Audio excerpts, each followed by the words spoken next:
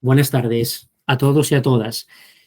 Bien, como saben, desde el año pasado, la Universidad de La Laguna, a través de su Vicerrectorado de Infraestructuras y Sostenibilidad, está desarrollando el programa de concienciación ambiental, en colaboración con la Oficina de la Participación y el Voluntariado Ambientales del Área del Desarrollo Sostenible y Lucha contra el Cambio Climático del Cabildo de Tenerife. Como ya les he contado en anteriores ocasiones, el objetivo principal de este programa es fomentar la concienciación ambiental tanto de la comunidad universitaria de la Universidad de La Laguna como de la sociedad en general a través del conocimiento de la problemática medioambiental en la isla de Tenerife. La segunda edición de este programa comenzó el pasado mes de junio con una visita de interés botánico al Bosque del Adelantado en el Rosario. Continuó en el mes de julio con un taller práctico de recogida y separación de microplásticos en Playa Grande, Arico. Y en el mes de octubre tuvimos un taller sobre métodos de muestreo y avistamiento de cetáceos en la Quinta Santa Úrsula. Esta tarde comenzamos la cuarta actividad de esta segunda edición del programa de concienciación ambiental de la Universidad de La Laguna. Mañana vamos a realizar un taller práctico sobre manifestaciones materiales de los usos humanos y acciones de concienciación y reparación ambiental históricos en el malpaís de Rasca, en Arona.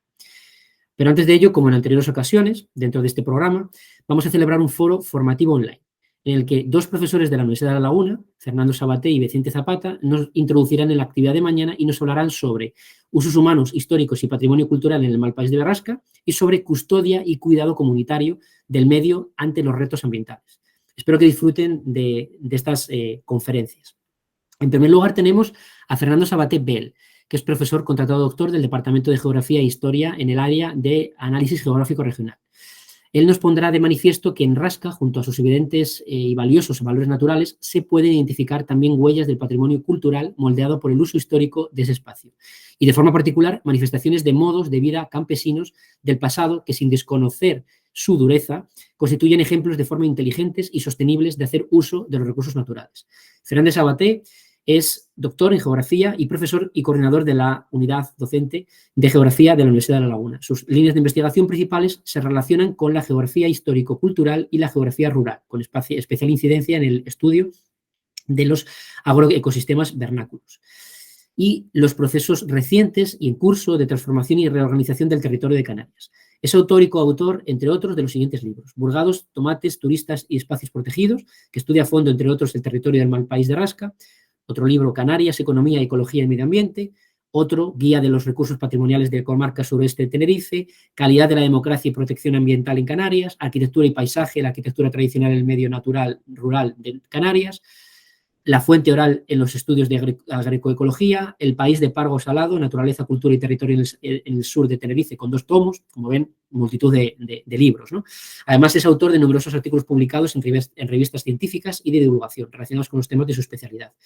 Es conferenciante habitual en seminarios de carácter científico o divulgativo sobre las materias objeto de su investigación y desde su juventud ha participado de forma activa en movimientos ciudadanos y se ha desempeñado como activista sociopolítico en diversos ámbitos. Pues nada, adelante, Fernando, cuando tú quieras te doy la palabra y nada, todos a disfrutar como está haciendo Fernando con un buen café de esta conferencia, de esta interesante conferencia que nos va a dar Fernando. Así que cuando quieras, Fernando, estamos a tu disposición. Gracias. De acuerdo, muy buenas tardes a todas las personas que me escuchan y me ven, ¿no? Y muchas gracias a Edgar por la presentación y por haber contado con nosotros, conmigo, con Vicente Zapata para esta actividad del vicerrectorado, ¿no? Bueno, sin más dilación, voy a compartir la charla con ustedes. Ahora mismo antes la probamos en el ratito mientras iba incorporando a la gente y parece que funcionaba bien. Vamos a ver si sigue haciéndolo, ¿no? A ver. Bien, espero que se esté viendo la portada de la presentación a pantalla completa. Sí, se ve perfecto, Fernando. Gracias. Con el título Usos Humanos Históricos, que ya nos anticipaba antes Edgar, y Patrimonio Cultural en el malpaís de Rasca, ¿no? Y en efecto, tal como señalaba también el presentador antes, la idea de esta charla es defender la tesis que sin duda, ¿no? Rasca es naturaleza, es un espacio natural protegido, es un lugar donde predomina una naturaleza mucho menos transformada que en otros ámbitos del territorio de Canarias y en particular del territorio del sur, que ha sido un territorio muy transformado en el último medio siglo, ¿no? Pero también es cultura, ¿no? Déjeme también decir algo, antes de entrar ya en harina, ¿no? es probable que algunas de las cosas, bastante probable que algunas de las cosas que yo les vaya a contar, por las caras, por los nombres de algunas de las personas participantes, pues han sido o son alumnos, estudiantes de geografía, a los que he tenido el gusto de darles clase. No sé si también pudiera darse el caso, una charla muy parecida a esta, organizada también por el área correspondiente del Cabildo de Tenerife, que se organizó pues en abril del año pasado. Pues quizá alguno de ustedes se apuntó en aquella oportunidad y la pudo escuchar. Tengo entonces que decir algo que precisamente es lo que se recomienda nunca decir, que es pedir disculpas, ¿no? Porque me van a escuchar cosas que probablemente ya me han oído, que conocen y tal, pero inmediatamente también hay que añadir lo siguiente, como decía una anciana a la que traté mucho y que falleció pues con 90 y muchos años, expresaba la misma idea con dos dichos, ¿no? Uno es lo que abunda no daña, y otro es que por mucho trigo nunca es mal año, ¿no? Entonces, bueno, pues abundar en determinadas cosas pues puede ser interesante y positivo, ¿no? Entonces, en efecto, pues en Rasca hay numerosos valores culturales, ahí tenemos un pequeño sector con las coladas basálticas, fluidas, características de ese mal país que se conformó en lo esencial pues hace algo más de 10.000 años, con el cono principal en la montaña grande, más otra serie de conos que lo rodean, montaña Pardela, montaña Busada, montaña de la Caraba, etcétera, que emitieron sus coladas, que ganaron terreno al mar, y que, bueno, pues todavía hoy pues presentan esa morfología tan característica de formas volcánicas frescas, ¿no? Y, por ejemplo, en este sector, pues donde todavía puede haber cierta influencia, porque justo el Malpaís de Rasca se encuentra en él se encuentra el vértice sur, el extremo sur de la isla. Es decir, ahí estamos a caballo entre la zona que todavía recibe el influjo del alisio y por el otro lado, hacia el oeste, comienza la zona de sotavento, la zona azocada, protegida de los vientos de la isla, ¿no? Bueno, pues ahí vemos elementos de la vegetación muy característica de zonas donde todavía la marecía, decimos en Canarias, el spray marino, pues tiene su efecto y, bueno, pues vemos un Sigufilum fontanesi, ¿no? Una uva de mar, que es una especie muy característica del cinturón halófito costero, allá donde esa marecía pues ejerce su influencia. Si hubieran invitado a esta charla a alguien de botánica, de geología, de ecología, etcétera, podría estar, y sería interesantísimo, pues mucho tiempo hablándonos de los valores naturales, desde la GEA a la botánica, a los endemismos faunísticos que también existen allí, a la riqueza, por ejemplo, de líquenes, ¿no? Que existen, etcétera, etcétera, ¿no? Toda la vegetación característica del piso basal, del matorral xerófilo costero, etcétera. Pero ya anticipábamos que yo vengo a hablar de otra cosa. Yo soy geógrafo, y aunque me interesa muchísimo la naturaleza y sus valores naturales, y tengo la capacidad de asombrarme con ella, ¿no? Y de seguir aprendiendo mucho y seguir aprendiendo de los compañeros de las ciencias naturales, yo me he especializado en analizar otro tipo de cosas, como por ejemplo estas que vemos en la imagen, ¿no? Que son solo una pequeña muestra de esos elementos de humanización que también existen en Rasca y de los que iremos hablando, pero por anticipar algo, y yendo en el sentido de las agujas del reloj, desde la esquina superior izquierda, bueno, pues restos de unas antiguas salinas para la obtención de sal, una choza de piedra de un núcleo donde se desplazaban estacionalmente familias de las medianías a desarrollar toda una serie de actividades, restos que se conservan todavía en la zona. Debajo, un elemento muy interesante desde el punto de vista patrimonial, pero poco conocido incluso por gente que patea la zona, que es el aljibe semisubterráneo de lo que se ve al fondo, que es el faro de Rasca. Lo que se ve al fondo es la torre nueva del faro, pero está el edificio antiguo, ¿no? Que es de muy finales del siglo XIX, de 1898. Y bueno, y también aquella zona se cultivó tanto secano, como luego explicaremos, como incluso tuvo, hasta ahí llegó cierta expansión del regadío, del cultivo de tomates, que ese sí que modificó, cierto es, la morfología superficial de muchos sectores del Malpaís, ¿no? Enseguida tenemos que contextualizar la utilización humana de territorios costeros como este, insertándola dentro del modelo general de utilización humana del territorio histórica, ¿no? Que no fue otra cosa que un modelo vertical y múltiple de aprovechamiento integral del territorio. Este es el tipo de esquema ideal, ¿no? De una organización de los pisos bioclimáticos, de los ecosistemas, fundamentalmente los ecosistemas zonales, esos que se organizan de costa a cumbre, ¿no? Y donde conforme va cambiando y se va matizando el clima local, porque cada vez que ascendemos en altura, pues se enfría un poco la temperatura, y como se enfría la temperatura, pues la humedad relativa también puede ir aumentando, y todo eso pues va condicionando el tipo de suelo, las posibilidades de que se asiente una vegetación u otra y tal. Y bueno, pues ese sería el esquema de una isla idílica, ¿no? Tal como sería Canarias o una isla alta de Canarias, en concreto Tenerife, pues antes de la llegada del ser humano, ¿no? No de la llegada de los europeos con la conquista y la colonización, sino de los primeros seres humanos, de los pobladores originales de Canarias, los guanches, en el caso de Tenerife, ¿no? Pero lo cierto es que desde que llegaron estos primeros pobladores, mucho más después de la colonización europea, con otra tecnología más potente y tal, pero desde que llegaron los primeros colonizadores, aquellos ecosistemas potenciales, originales, pues tendieron a ir siendo sustituidos por otra cosa, ¿no? Por algo que en vez de ecosistemas, podríamos llamar, en el pasado al menos, agroecosistemas, ¿no?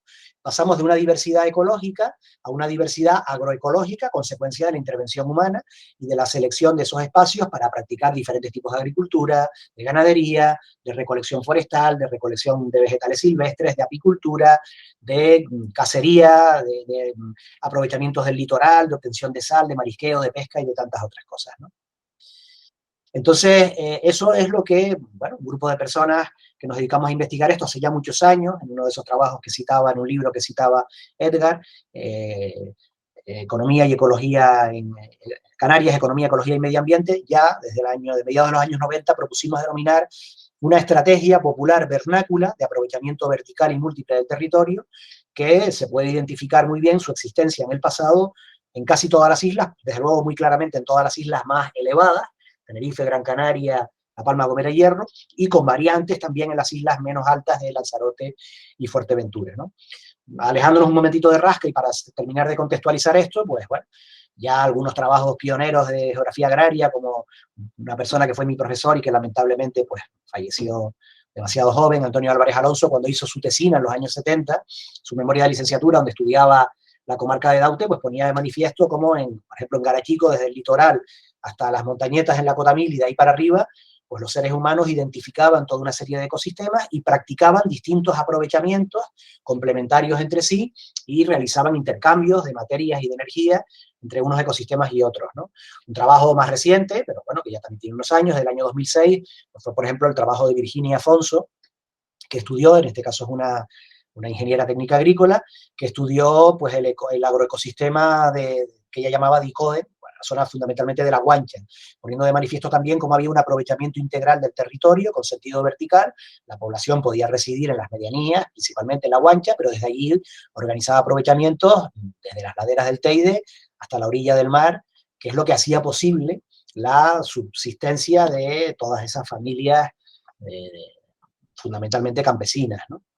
Y bueno, a mí me tocó durante bastantes años concentrarme en la investigación del sur de Tenerife, a eso dediqué mi tesis doctoral. Anteriormente ya había hecho mi tesina, bueno, sobre la costa de Arona, que incluye el Malpaís de Rasca, y fue donde primero empecé a darme cuenta de que existía pues esos modelos verticales de aprovechamiento del territorio, en el pasado, por supuesto. Esto fue desvaneciéndose lentamente a partir de los años, en algunos casos de los años 50, 60, en el sur de Tenerife, bueno, lógicamente el desarrollo del turismo transformó radicalmente aquel viejo modelo, ¿no? Bueno, esto es un sector del municipio de Fasnia. Fasnia es una de las zonas del archipiélago donde los bancales agrícolas llegan, en algunos casos desde la orilla del mar hasta los 1.850 metros de altitud. O sea, hay casi 2 kilómetros, ¿no?, de diferencia de cota abancalados, dedicados a diferentes tipos de cultivos. Y bueno, pues cuando empecé a estudiar, en el caso concreto de Fasnia, estudié todo el sur, pero me di cuenta que, en efecto, las personas identificaban los distintos ecosistemas. Eso sí, no usaban la misma terminología que utiliza la comunidad científica. Ellos hablaban de la costa y los científicos hablan del piso basal, del matorral xerófilo costero, hablaban de los medios y la ciencia habla del piso termófilo de transición y tal. El pinar sí coincide, las cuestas y la cumbre vendría a coincidir con el matorral de leguminosas de cumbre, etcétera, pero al final científicos y campesinos estaban reconociendo que lo que hay es distintos ecosistemas con unos rasgos característicos en cada uno, con un tipo de clima, un tipo de vegetación, un tipo de suelo, y eso sí, claro, los campesinos lo que aprendían es a aprovechar cada uno de ellos para distintos usos, fundamentalmente agrícolas, pero también de otro tipo. Y en casos como Fasnia, incluso se llegaron a desarrollar hasta, pues no sé, hasta qué momento, hasta más o menos los años 50 aproximadamente, incluso desplazamientos estacionales de la residencia, de todas o de parte de la familia. O sea, no es que la gente viviera en Fasnia, en La Zarza o en los otros pueblos, ¿no?, la Sombrera Alta o tal, y subiera un día a cavar papas y luego regresara, sino que incluso mudaba su residencia durante unas cuantas semanas, unos pocos meses al año, desde la cota 600 y pico metros aproximadamente al entorno de los 1000 y pico metros, ¿no? Para, en una época en que no había coches, ni vehículos todoterreno, ni pistas que subieran a la parte alta, pues para aprovechar mejor el tiempo y para una vez que estás ahí, pues durante varias semanas te dedicas a desarrollar toda una serie de aprovechamientos. Este tipo de desplazamientos estacionales de la residencia son conocidos en Canarias con el nombre de mudadas o mudadas. El caso extremo es la Isla del Hierro, ¿no? Donde se producían 4 desplazamientos al año, desde las zonas altas de la isla, San Andrés, Isora, El Pinar, Valverde, lo que llaman en el Hierro el barrio, Canal, Erece, Guarasoca, hasta, fundamentalmente, había varias mudadas, pero la más importante se desarrollaba desde arriba, hasta diferentes enclaves del Valle del Golfo, ¿no? Y la gente, pues, se movía 4 veces al año, como digo, ¿no? Podía descender, pues en el mes de diciembre, ¿no? Una vez que se sacrificaba el cerdo y tal, y bajaba y pasaba parte del invierno con el ganado y con los animales de labor, etcétera, abajo en la zona del Golfo, volvía a subir en marzo, volvía a bajar a principios de verano, y volvía a ascender a comienzos del otoño, a finales del verano, y en cada una de las 2 zonas iba alternando distintas actividades. Esto lo estudió muy bien hasta de forma muy profusa, pues, bueno, una persona que se llama Manuel Lorenzo Pereira, que fue profesor de la universidad, ya lleva unos años jubilado, pero que le acaban de dar este año el Premio Canarias de Cultura Popular, y es el mayor estudioso que tenemos de la cultura tradicional de Canarias, y bueno, hizo su tesis doctoral, en la que estuvo trabajando muchísimos años sobre la Isla del Hierro, ¿no? No solo en Canarias, también en la Macaronesia son frecuentes, ¿no? Este tipo de desplazamientos estacionales son frecuentes en muchos lugares del mundo, pero se parecen bastante los de Canarias a otras islas vecinas, aunque en este caso hablen portugués, porque pertenecen al Estado portugués, como Madeira y sobre todo Azores, ¿no? Para encontrar modelos semejantes de mudadas tan intensos como los del Hierro, pues hay que irse a islas como San Jorge, ¿no? En las Azores. Allí también ha pasado lo mismo que aquí. A medida que se produce un desarrollo económico, una construcción de carreteras, en fin, las consecuencias del modelo de la civilización industrial se van extendiendo, pues van desapareciendo ese tipo de aprovechamientos tradicionales y de desplazamientos también. Y hoy la gente incluso a lo mejor conserva 2 casas, una arriba y otra abajo, pero va y sube y baja cuando le parece con un vehículo, ¿no? Bueno, para que ustedes vean la importancia que este tipo de desplazamientos estacionales tuvo en toda la isla, pero más en el sur que en el norte, no por nada, sino porque en el norte el cambio se produjo con anterioridad, el norte tenía una economía más integrada, digamos, en la economía global y tal, desde fechas más tempranas. Esto es una reconstrucción del sistema viario que tenía el sur de Tenerife hacia 1940 aproximadamente, extraída, reproducida a partir de, bueno, un mapa militar bastante detallado de esa época. Fíjense que está ya construida buena parte de la autopista no existe, claro, pero buena parte de la carretera general del sur. ¿Ustedes ven el cursor que yo estoy marcando? ¿Me puede decir alguien? ¿El puntero? ¿Lo ven? No. Sí, se ve. Ah, estupendo. Pues estoy intentando marcar, fíjense, la carretera general del sur todavía no estaba completa, ¿no? Llegaba hasta algún punto, a lo mejor hasta Granadilla o cerca de ahí. Tardará todavía 10 años más en llegar a Veje, ¿no? Pero bueno, ya la carretera iba modificando, digamos, el funcionamiento de la comarca, porque ya se podían sacar los productos en camiones, los productos agrícolas, y llevarlos a Santa Cruz, embarcarlos en algunos casos, etcétera. Pero lo que predomina con mucha diferencia es toda la red de caminos verticales, ¿no? Que son muy potentes, ¿no? Y que tienen que ver mucho con ese modelo de aprovechamiento vertical y múltiple del territorio, como hemos propuesto llamarlo, ¿no? En el caso concreto del sur de Tenerife, estos desplazamientos hacia la costa o hacia el litoral se desarrollaban de sectores de familias campesinas que normalmente residían en la medianía, se producía en el verano. ¿Por qué vivían en la medianía? Primero que nada, pues por 3 razones, ¿no? Por una razón de mayor fertilidad, o sea, en la medianía tenemos los suelos más fértiles, incluso en el sur de Tenerife, a pesar de la sequedad general y de unas condiciones climáticas normalmente áridas, ¿no? Pero bueno, en la medianía hay suelos un poco más evolucionados, un poco con mayor capacidad agrológica, ¿no? Con mayor capacidad de producir alimentos, ¿no? Esa es la primera razón, la fertilidad. Luego hay una razón también de seguridad, que vale para todos los asentamientos de población de Canarias hasta entrado el siglo XIX, ¿no? Vivir cerca del mar era muy peligroso. Había constantes ataques piráticos, conflictos bélicos entre el Reino de España o los reinos, entre el Estado español y otros estados que podían ser rivales en momentos determinados, con Inglaterra, con Francia,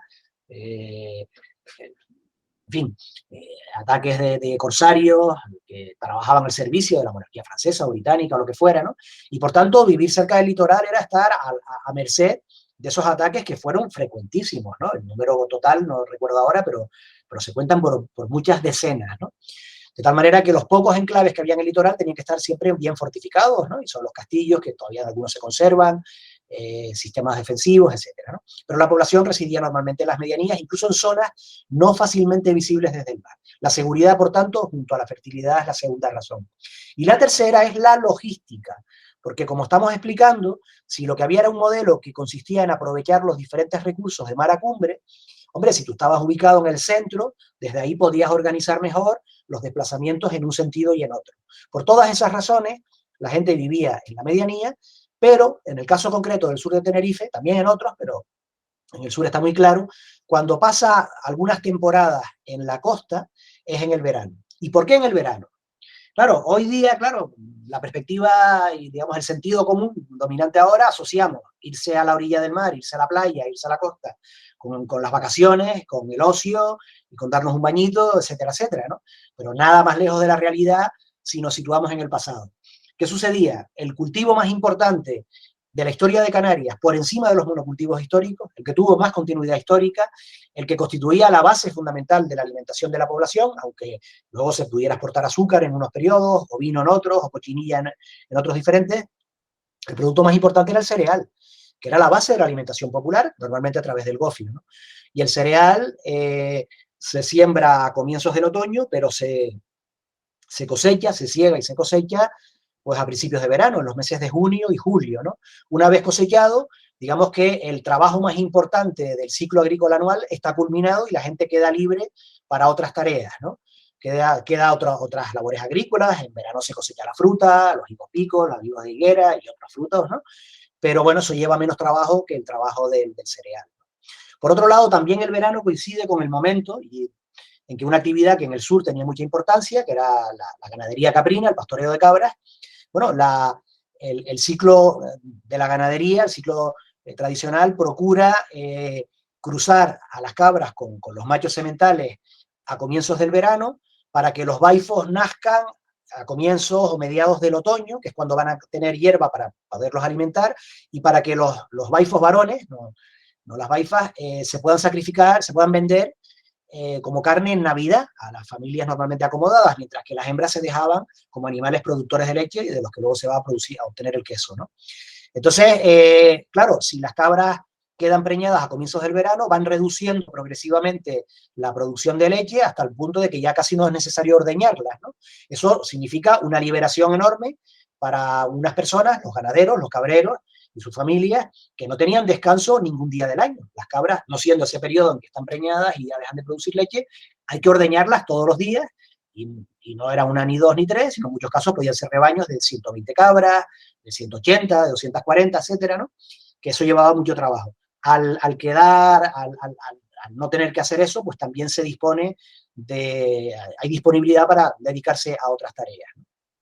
Y esas otras tareas son de las que vamos a hablar ahora, ¿no?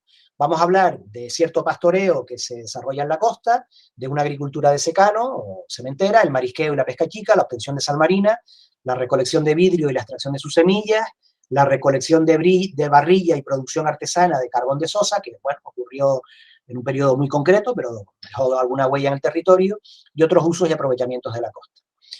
Empezando por el primero de los citados, el pastoreo invernal, y en algunos casos permanente en la costa. Aquí tenemos al que fue mi gran amigo y maestro, Salvador González Alayón, un pastor del sur de Tenerife que tuvo una memoria prodigiosa y que ayudó mucho a numerosos investigadores en los que me encuentro, aportando datos de la información y de la tradición oral. Salvador era un cabrero de toda esa zona, no solo de Rasca, se movía por la costa de Arona, que prácticamente una sola vez en su vida tuvo que moverse con el ganado hacia arriba, ¿no? Porque aprendió a optimizar contra lo que pudiéramos pensar un territorio como los malpaíses volcánicos en general, constituyen un cierto reservorio de humedad, es decir, en los intersticios de las grietas de la roca, de la colada volcánica, se conserva mejor la humedad que en otros ámbitos y puede conservar, pues, en mayor medida elementos que sirven de alimento para el ganado, de pastizal y tal, ¿no? No obstante, lo más habitual, bueno, aquí no quería dejar de mencionar, normalmente los pastores eran varones, eran hombres, eran cabreros, excepcionalmente eran mujeres, pero a las mujeres les correspondía otra labor fundamental, que era la elaboración del queso, de mucha cantidad de queso, en muchos casos dependiendo del tamaño de la manada, ¿no? Pero, claro, mantener con vida al ganado en un clima como el de Canarias en general, incluso en las zonas de las vertientes a barlovento, más húmedas, podía llegar a ser una auténtica proeza ecológica, ¿no? Había que hacer filigranas, había que asociarse con dragos para, por ejemplo, lo más seco del verano, ahora no estoy hablando de rasca, estoy hablando en general de nuevo, entonces disponer de algún forraje verde, ¿no? Que suministrarle a las vacas, ¿no? A los camellos. Había que plantar piteras, había que hacer muchas cosas, ¿no? Y eso para el ganado que permanece siempre en la explotación agrícola, pero para el ganado trashumante o trasterminante, el que practica un pastoreo extensivo que se mueve por el territorio, sí que era posible, bueno, pues aprovechar que tenemos un territorio con un gradiente elevado y con unos cambios fenológicos en la vegetación que permite que a partir de las primeras lluvias, este año por ejemplo, que ha sido excepcional y hemos tenido unas lluvias muy intensas en el mes de septiembre, ¿no? Ese rabo de una tormenta tropical que menos mal que no nos tocó con intensidad, sino con unas lluvias muy suaves, bueno, pues tenemos ahora toda la costa cubierta de verde, ¿no? Cubierta de pasto, ¿no? Bueno, pues ese era el momento para desplazar al ganado a las costas en general, al sector, a los sectores más bajos del territorio, ¿no? Luego ya, a medida que eso pronto empieza a agostarse, a secarse, depende de cómo venga el año, pero puede ser en enero, en diciembre, en enero, tal, ya los ganados, antes les dije que Salvador no se desplazaba muy arriba, luego les explicaré por qué, tiene truco la cosa, pero lo habitual era que entonces ya los pastores empezaran a conducir sus manadas de cabras hacia las medianías bajas, luego a las medianías intermedias, luego a las medianías altas, luego a los altos, que es como conocemos en Canarias, al límite superior de la zona agrícola, y finalmente llegaban a la cumbre, y en muchos casos, sobre todo los pastores del sur de Tenerife, hasta que los expulsaron de allí cuando esto se declaró como Parque Nacional en 1954, se internaban en el interior de las Cañadas del Teide, que recibe precisamente ese nombre de cañada, pues justamente porque cañada en castellano es una vía por la que circula el ganado, ¿no? Las cañadas son, en nuestro caso, el espacio de punitas que queda entre las grandes coladas, más difíciles de transitar, las cabras lo pueden hacer, pero es más escabroso, ¿no? De las diferentes erupciones volcánicas del interior de las cañadas, y la pared meridional, y luego al otro lado la pared occidental de las cañadas. Y entre medio, pues nos quedan una serie de llanos recubiertos de sable, de pumitas, por donde es mucho más fácil transitar, ¿no? Entonces, bueno, pues ese era el recorrido que hacía el ganado. El ganado, eso sí, para comer se metía dentro de las coladas, y ahí es donde están las retamas, los codazos y otros pastos útiles, ¿no? Fueron expulsados de allí, pero lo que hubo históricamente, desde la época guanche hasta prácticamente que se declara el Parque Nacional, pues fue movimientos trasterminantes del ganado que los primeros pobladores del archipiélago aprendieron a organizar y que luego heredaron pues en fin, todas las poblaciones posteriores, que en algunos casos podían ser descendientes más o menos directos de los guanches, o no, pero sí mantuvieron, digamos, esa lógica vertical de uso del territorio. Aquí tenemos un mapa de Luis Diego Cuscoy, que fue un arqueólogo que escribió un libro que se llamaba Los Guanches en 1968, y que señala cuáles eran los principales caminos, ¿no? Y de nuevo podemos encontrar, destacados en ese color rojo, un poco rosáceo y tal, que aunque hay algunos caminos horizontales, ¿no? Los guanches ya tenían resuelto el problema del cierre del anillo insular con un camino perimetral, pero con mucha diferencia los caminos que dominan son los verticales, ¿no? De tal manera que, bueno, pues que esa es la realidad que teníamos, ¿no? Un aprovechamiento fundamentalmente estacional de los pastos en la costa. Aquí tenemos de nuevo ya a Salvador más viejito, ¿no? Claro, Salvador, lo que sucedió fue que desde casi su infancia ya se habían empezado a implantar fincas de tomate en las costas de Arona. Algunas de las fincas más tempranas de Tenerife estaban por aquella zona, trasvasando agua de algunas galerías de la zona alta y tal. Entonces, claro, en verano, que era la estación crítica para sostener al ganado, pues lo alimentaba sobre todo pues con los tomates de repudio. Cuando se cesa la zafra y se dejan de exportar tomates a Europa, se dejaban de exportar tomates a Europa porque ya entran en producción las propias áreas cultivadoras de tomate del sur de Europa. bueno, pues esos tomates que quedaban en la mata y tal, se permitía que el ganado los consumiera. Además de que ya también era posible importar algo de pienso, millo, etcétera, etcétera, ¿no? Bueno, en Canarias tenemos una raza caprina majorera, que es la más adaptada a zonas áridas. Tenemos en el otro extremo una raza palmera, que es más propia de zonas húmedas. Y en Tenerife tenemos una raza tinerfeña del sur y una raza tinerfeña del norte, que lógicamente la raza tinerfeña del sur se parece más a la majorera y la raza tinerfeña del norte un poco más a la palmera, tiene más pelaje, tiene más cornamenta para meterse en zonas más boscosas, con más presencia, por ejemplo, de monteverde, etcétera, ¿no? Mientras que las otras, además de menos pelaje y no necesitar una cornamenta tan vigorosa, puede tener ubres más destacadas porque no va a meterse en medio de un matorral denso, etcétera, ¿no? Lógicamente, este tipo de raza tinerfeña es la que estacionalmente aprovechaba los pastos de rasca, ¿no? Tenemos también una agricultura histórica de secano que hoy casi cuesta creérselo, ¿no? Pero que ahí está, ¿no? Ya les expliqué que a mí esto, a nosotros, a los geógrafos, esto nos lo enseñó el decano de nuestra profesión, ¿no? Y de nuestro oficio, que fue Leoncio Afonso, el primer geógrafo canario, que falleció con 100 años en 2017, y que antes de ser, como dice el dicho, fue cocinero antes de fraile, antes de ser universitario, pues fue campesino, ¿no?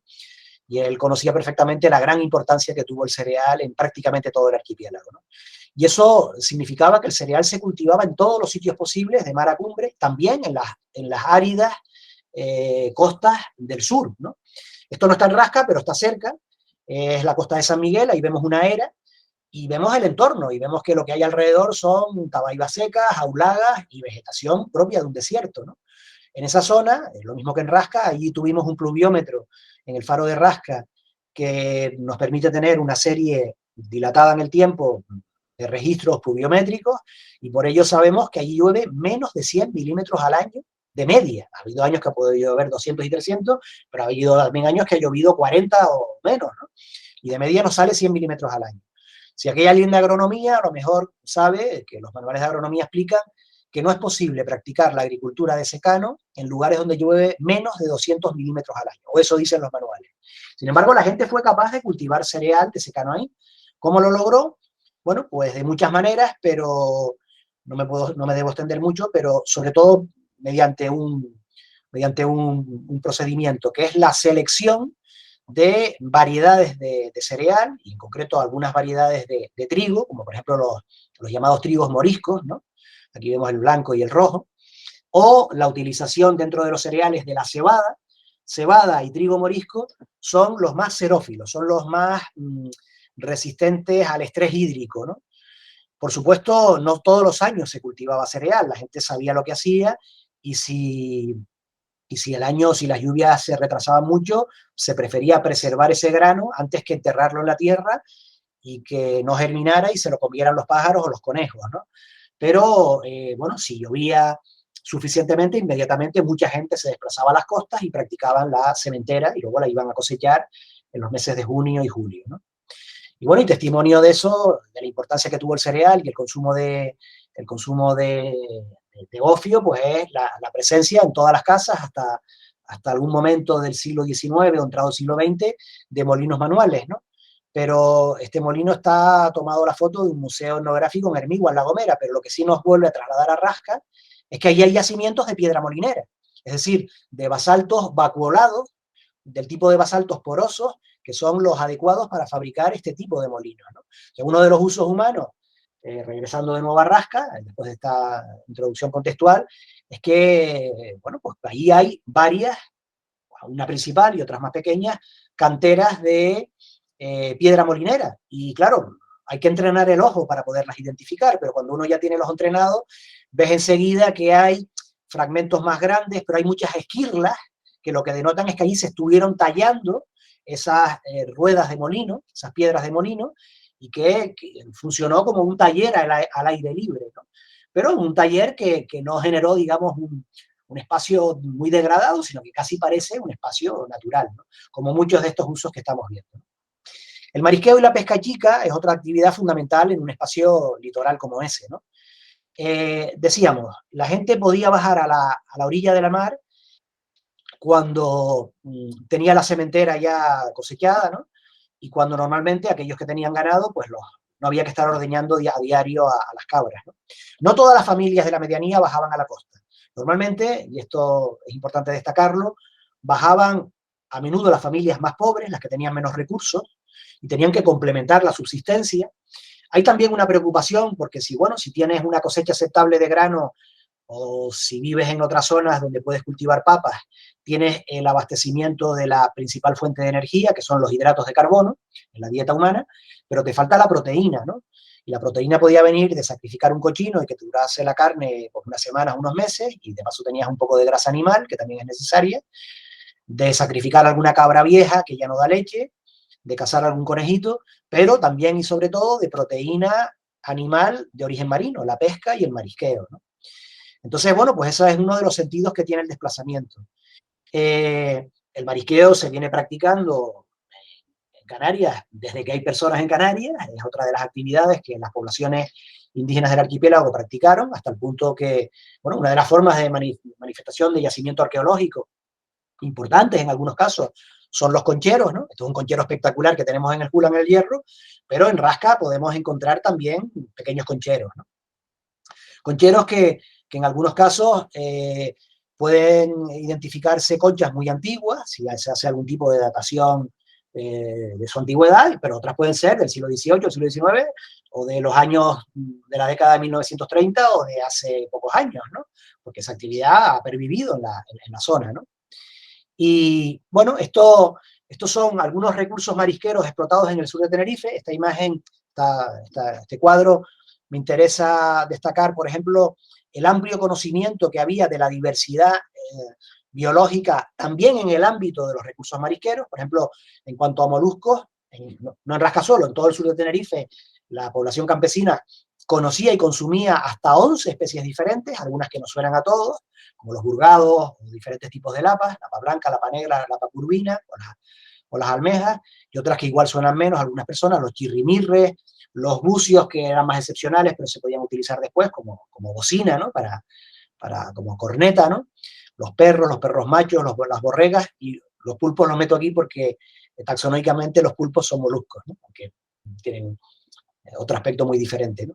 Dentro del mundo de los equinodermos, que son los erizos, ¿no? La gente identificaba 4 tipos distintos de erizos, y dentro de los crustáceos decápodos, para entendernos los cangrejos, pues la gente identificaba y sabía aprovechar hasta 13 especies diferentes de cangrejos: el cangrejo moro, el camarón, la cangrejilla, el cangrejito peludo, cangrejo ermitaño, 3 especies diferentes de juyonas, las jacas, la araña, el cangrejo blanco, 2 tipos de centollos y el cangrejo araña, ¿no? En los yacimientos arqueológicos de Rasca se encuentran restos de esta lapa, la patela candei, que era una lapa que existía antes en el supralitoral, en la zona más alta, y que encima tenía mucho más profundidad, por tanto más carne, ¿no? Pero ya no existe. O sea, no sabemos bien si fueron los guanches los que extinguieron esta especie. Hoy se conserva todavía y es conocida como lapa de sol en las islas orientales, más en Lanzarote, más en Fuerteventura que en Lanzarote, pero ahí sí se conserva.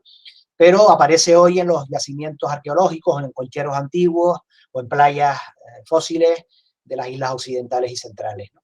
Pero en Rasca estuvo presente, ¿no? Y luego otra cosa interesante es, todo el conocimiento que hay de los aprovechamientos del intermareal para el marisqueo, para la captura de pulpos, y muchas veces también cómo hay productos del mar que se pueden consumir directamente, ¿no? Se puede consumir el pescado, se puede salar y disponer de alimento durante unas semanas, unos pocos meses, ¿no? Igual con el marisco, ¿no? Te lo puedes comer de inmediato, o lo puedes introducir en botellas, con agua, con sal y vinagre, etcétera, ¿no? Haciendo esas vinagretas y tal. Pero también con frecuencia determinadas capturas lo que servían es de intermediario para buscar otro producto más preciado, ¿no? Entonces, pues usar un rejo de pulpo para ir a pescar viejas, ¿no? Usar cangrejos para ir a pescar otra serie de cosas, ¿no? Fíjate que otra cosa que me parece interesante contextualizar para insertar lo que podemos encontrar hoy en Masca dentro de los procesos históricos y geográficos generales de Tenerife y de Canarias, ¿no? En Canarias, casi todos los enclaves del litoral que ustedes puedan recordar y que les puedan venir a la cabeza son como muy pronto, de finales del siglo XIX y de ahí en adelante. Principios del siglo XX, años, década de 1910, 1920, 1930, ¿no? Se cuentan con los dedos de las manos y nos sobran dedos los enclaves históricos en el litoral. Santa Cruz de Tenerife, obviamente, porque era el puerto principal de la isla, Las Palmas de Gran Canaria, Santa Cruz de la Palma, San Sebastián de la Gomera, y qué sé yo, bueno, Candelaria, pues porque ahí estaba la Virgen y tal, y unos pocos más, Garachico, ¿no? Pero todos los demás, no sé, aquí en Tenerife, pues Playa San Juan, Los Abrigos, el Médano, el Porís de Abona, el puertito de Güímar, etcétera, etcétera, etcétera, todos los que podamos recordar, son de finales del XIX. Y tiene que ver con que la razón que limitaba el poblamiento en la costa se fue desvaneciendo en el siglo XIX. En el siglo XIX se estabiliza las rutas comerciales del océano, desaparecen ya los ataques piráticos, hay una cierta eh, estabilidad también en los conflictos militares entre países y tal, porque los que dominan ya claramente son los británicos, es la Pax Británica de los océanos del mundo, como los romanos habían instaurado la Pax Romana en el Mediterráneo, pues 2000 años antes, ¿no?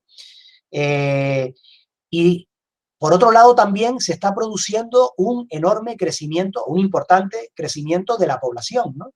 Por crecimiento de la población, pues que tiene que ver con cambios socioeconómicos que está provocando, voy a un momento para adelante y luego no, me ha desaparecido, bueno, no importa, no pasa nada.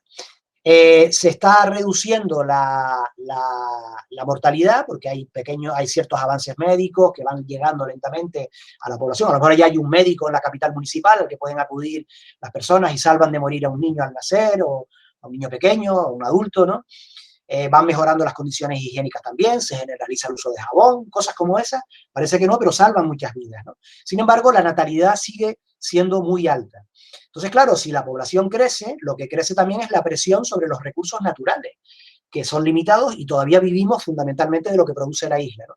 Por tal motivo, hay una fase histórica en la que una parte de la población campesina, sobre todo los campesinos más empobrecidos, hay más motivos que explican esto, las desamortizaciones, el que dejaran de poder aprovechar los montes comunales porque se privatizan, se venden, etcétera, ¿no? Hay un conjunto de razones, pero que al final confluyen en que hay parte de la gente, hay familias que dicen, bueno, pues la tierra es escasa, no tenemos tierra para cultivar, la tierra está repartida y privatizada, pero el mar es de todos, ¿no?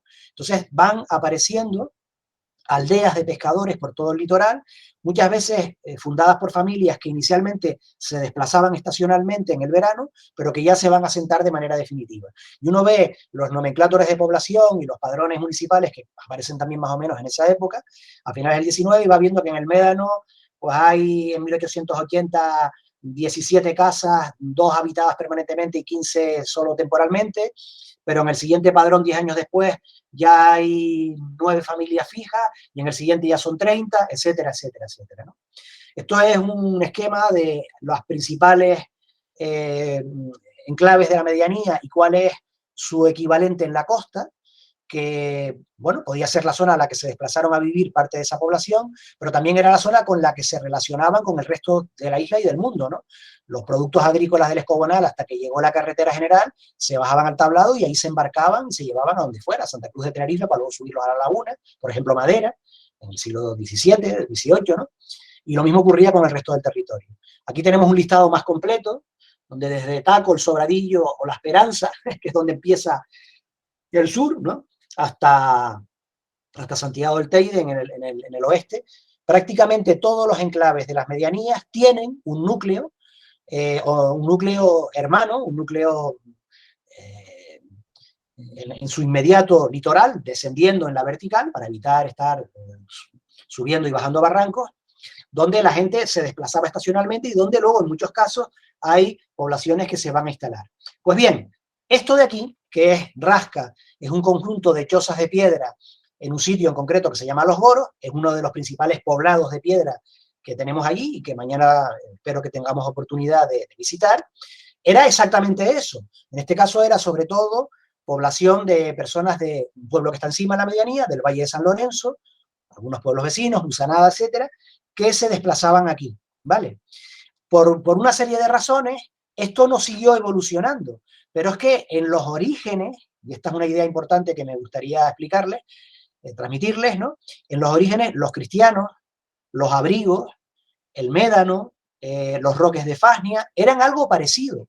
Eran chozas de piedra, en algunos casos podían ser también cuevas, si el sustrato facilitaba la excavación de cuevas, donde se fue instalando, donde acudía gente de manera temporal y donde luego se instalaron de manera definitiva. Pero en esos lugares la transformación urbana y en muchos casos turística ha sido de tal magnitud que ya no quedan restos de esto. Lo que sí podemos encontrar en la zona del Malpaís de Rasca, precisamente pues porque no se consolidó el poblamiento y porque luego ya a partir de un momento determinado se convirtió en un espacio natural protegido, es lo que debió haber sido el inicio de esos poblados en todo el resto de la isla y en particular del sur de Tenerife, ¿no? Las chozas que todavía se mantienen hasta la fecha de hoy se construían, eran de familias concretas, además se respetaba, aunque solo estuvieran ahí un mes o dos al año o unas pocas semanas, se sabía quiénes eran sus propietarios, nadie se le ocurría ocuparlas, no ocurre como hoy, que alguien llega ahí, se instala y está unos días, está acampada, lo que sea, ¿no? Y lo que se hacía anualmente era techarlas con otros materiales locales, a veces con paja del cereal que se cultivaba por esa zona, o con frecuencia con otro material que aporta al mar y que hoy está desapareciendo también. Dicen que es debido al cambio climático, también quizá a la contaminación del mar, que es el conocido popularmente como musgo, la Cistoceira abies marina, ahora le han cambiado el nombre a Gongolaria abies marina, que es bueno, un tipo de alga muy abundante que se acumula en algunos enclaves del litoral y que la gente cogía en gran cantidad y apoyándola en una serie de ramas de madera, utilizaba cada año para techar sus chozas, ¿no? Como estas que podemos encontrar allí, ¿no? La sal era otro producto fundamental en la vida popular, en la vida campesina de todo el archipiélago y de tantos lugares del planeta, ¿no? Hoy echamos un fisquito de sal a los alimentos con preocupación para que nos dé, a partir de cierta edad sobre todo, para que no nos dé hipertensión y tal, pero antes la sal era el elemento fundamental para poder conservar los alimentos, el pescado, la carne de cerdo, de cochino, y para algunos usos terapéuticos, etcétera, ¿no? Todas las salinas del mundo se basan en el principio de obtener agua de mar, separarla, aislarla en un depósito, dejar que se vaya evaporando parte de esa agua y la salmuera que se nos forma ahí la trasvasamos luego a otros depósitos más pequeños, que es donde termina de precipitar la sal, ¿no? Esto que vemos aquí en este esquema que hice yo hace muchos años, cuando hice Mitesina, es en realidad este lugar, que quizá mañana tendremos también oportunidad de ver, en el borde litoral del Faro, Piedra Mena, pues tenemos un charco calentador, un charco cocedero, que sirve para eso, para empezar a formar una salmuera, y al otro lado, pues ya otros depósitos más chiquitos donde se termina de precipitar la sal. Se hace así porque de esta manera se logra acelerar de 8 a 10 veces el proceso, que si simplemente pusiéramos el agua en un lugar y esperáramos a que se termine de evaporar completa, ¿no? Hay más razones, pero esa es la principal. Es decir, en el mismo tiempo conseguimos 8 o 10 veces más cantidad de sal marina. Sal marina que algunas familias pobres obtenían no solo para su consumo personal y familiar, sino que la utilizaban como un elemento para el intercambio, más que a la venta, para el intercambio por papas, por trigo, por otros productos agrícolas, ¿no? A otras familias campesinas que disponían de esos recursos, ¿no? Y un saco de sal cargado a la cabeza, obtenido en las costas de Rasca, se podía vender tranquilamente en Vilaflor, que está a 1.300 metros de cota sobre el nivel del mar, 1.350, ¿no? Bueno, es el mismo principio que funciona también en las salinas más protoindustriales de Canarias, como las de Janubio, ¿no? O como unas que tuvimos no muy lejos de allí, en las salinas del Guincho. Las de Janubio, por suerte, se conservan, parcialmente utilizadas.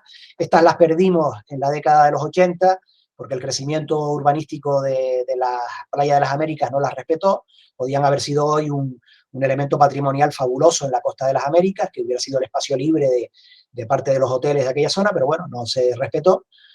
Pero estas son sistemas protoindustriales. Lo que tenemos en Rasca son aprovechamientos más sencillos de oquedades del propio Malpaís, parcialmente modificados, a lo mejor el agujero se profundizaba un poquito más, etcétera.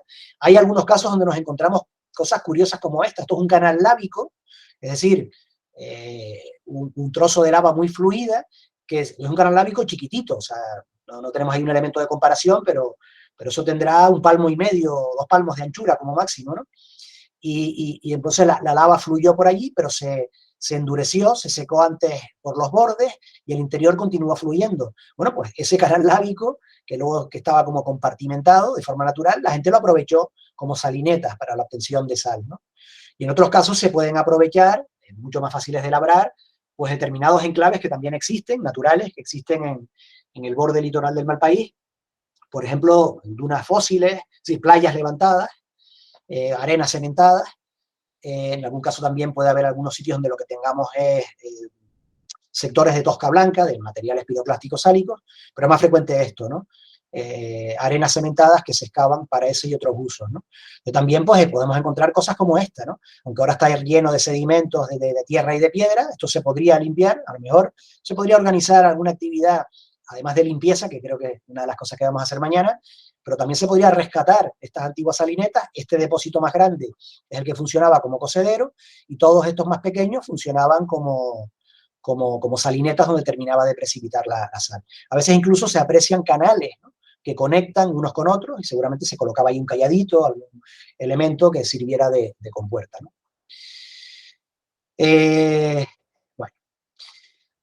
Algunos usos más que también merece la pena reseñar es el gofio de vidrio, ¿no?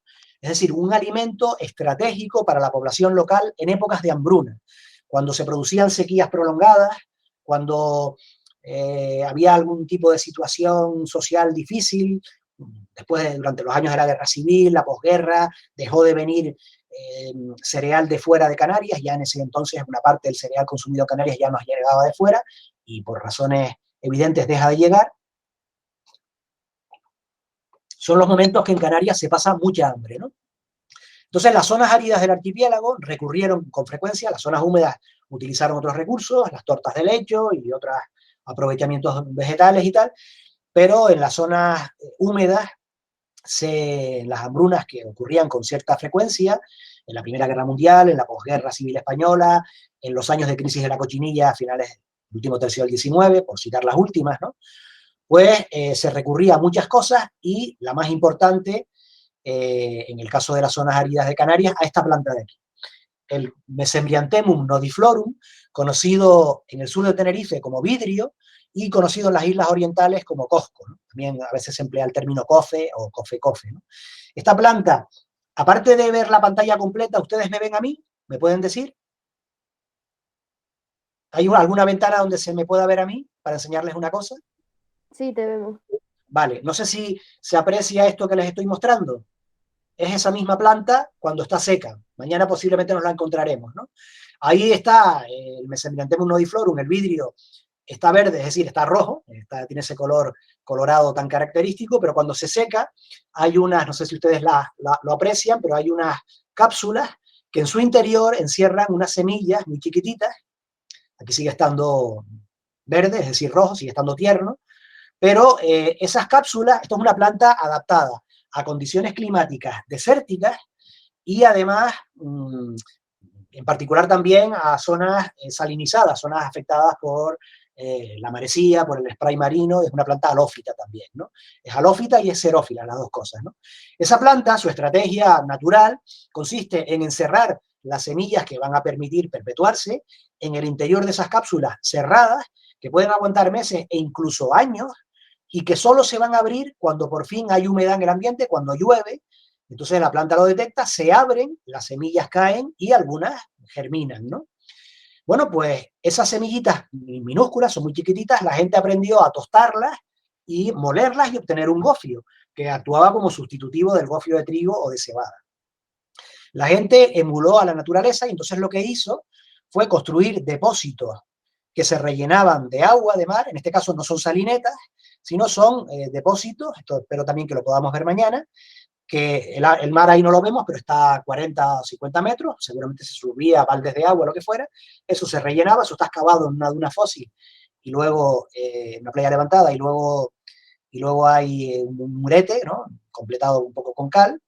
Se ponía en remojo. Aquí vemos una imagen de cómo hace unos años una escuela en Las Galletas, entrevistando a los abuelos de los niños, reprodujeron esa misma idea. Las cápsulas se abren, las semillas, que son un poco más pesadas que el agua, tienen más densidad, se depositan en el fondo se achica con mucho cuidado el agua y todo el ramaje que no va a ser útil, y las semillitas del fondo se depositan, ven aquí que hay como un cuadrado, ¿no? Que puede tener más o menos 2 por 2 metros, eso era el secadero, ¿no? Y una vez seco, con la radiación solar, se recogía, se metía en sacos o en mantas y se llevaba para arriba, para los pueblos de la medianía, con mucho cuidado se tostaba y se molía, y mucha gente, muchísimas miles de personas, en Fuerteventura, en Lanzarote, en el sur de Gran Canaria y desde luego en el sur de Tenerife, escaparon del hambre y quizá algunos de la muerte por inanición gracias a esta planta, ¿no? Y esos usos están sus testimonios, sus vestigios presentes en el Malpaís de Rasca, gracias a que se declaró Parque Espacio Natural Protegido en los años 80 y por tanto no ha sufrido una transformación posterior, ¿no? Bueno, hace poco tiempo me encontré en un libro de usos botánicos del Sáhara Occidental, me encontré que hay también un tipo de Mesembryanthemum, en este caso es el Mesembryanthemum cryptanthum, que los saharauis consumían como alimento y como medicina. De otra manera, hacían una pasta y tal, lo cual, bueno, nos permite pensar que si tal vez el conocimiento del consumo de este tipo de plantas tal vez pudo llegar con los pobladores que venían justamente del noroeste de África, ¿no? Pero bueno, eso queda ahí como duda. Esa misma planta, o esa familia botánica, las plantas barrilleras, el vidrio es una planta barrillera, también tuvieron otro uso histórico, pero circunscrito a un periodo muy concreto, ¿no? Que es entre finales del siglo XVIII y principios del XIX. Aquí volvemos a tener el rojo, que es el vidrio, ¿no? El Mesembryanthemum nodiflorum, pero que tenemos en primer plano de color verde es lo que se conoce como barrilla, ¿no? Y en general estas son plantas barrilleras, ¿no? Estos dos son del mismo género, Mesembryanthemum. Hay otras plantas consideradas barrilleras, aunque pertenezcan a otros géneros botánicos, por ejemplo el aizón canariense, conocido popularmente como patilla, y tienen en común que tienen un alto contenido de nitrato potásico. Y esas plantas recolectadas y sometidas a un tipo de cocción similar al que se usa para fabricar carbón vegetal, es decir, una cocción anaerobia, una combustión sin presencia de oxígeno, anaerobia, por tanto, pues daban lugar a una cosa que se llamaba carbón de barrilla, que por lo que uno puede leer en los libros, era una especie de masa pastosa, como si fuera una especie de alquitrán, ¿no? Una especie de pique, ¿no?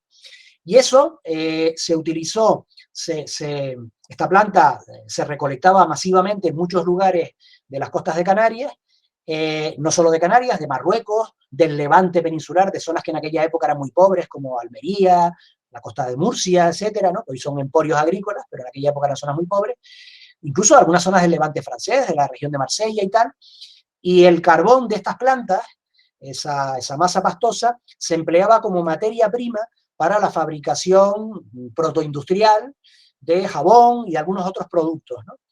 Esto tuvo importancia, como les decía, en las últimas décadas del siglo XVIII y primeros años del XIX, y le sucedió como lo que le pasó pues 80 años después a la cochinilla, que alguien inventó un procedimiento sintético para hacer jabón sin necesitar esta materia prima, y esta economía se arruinó.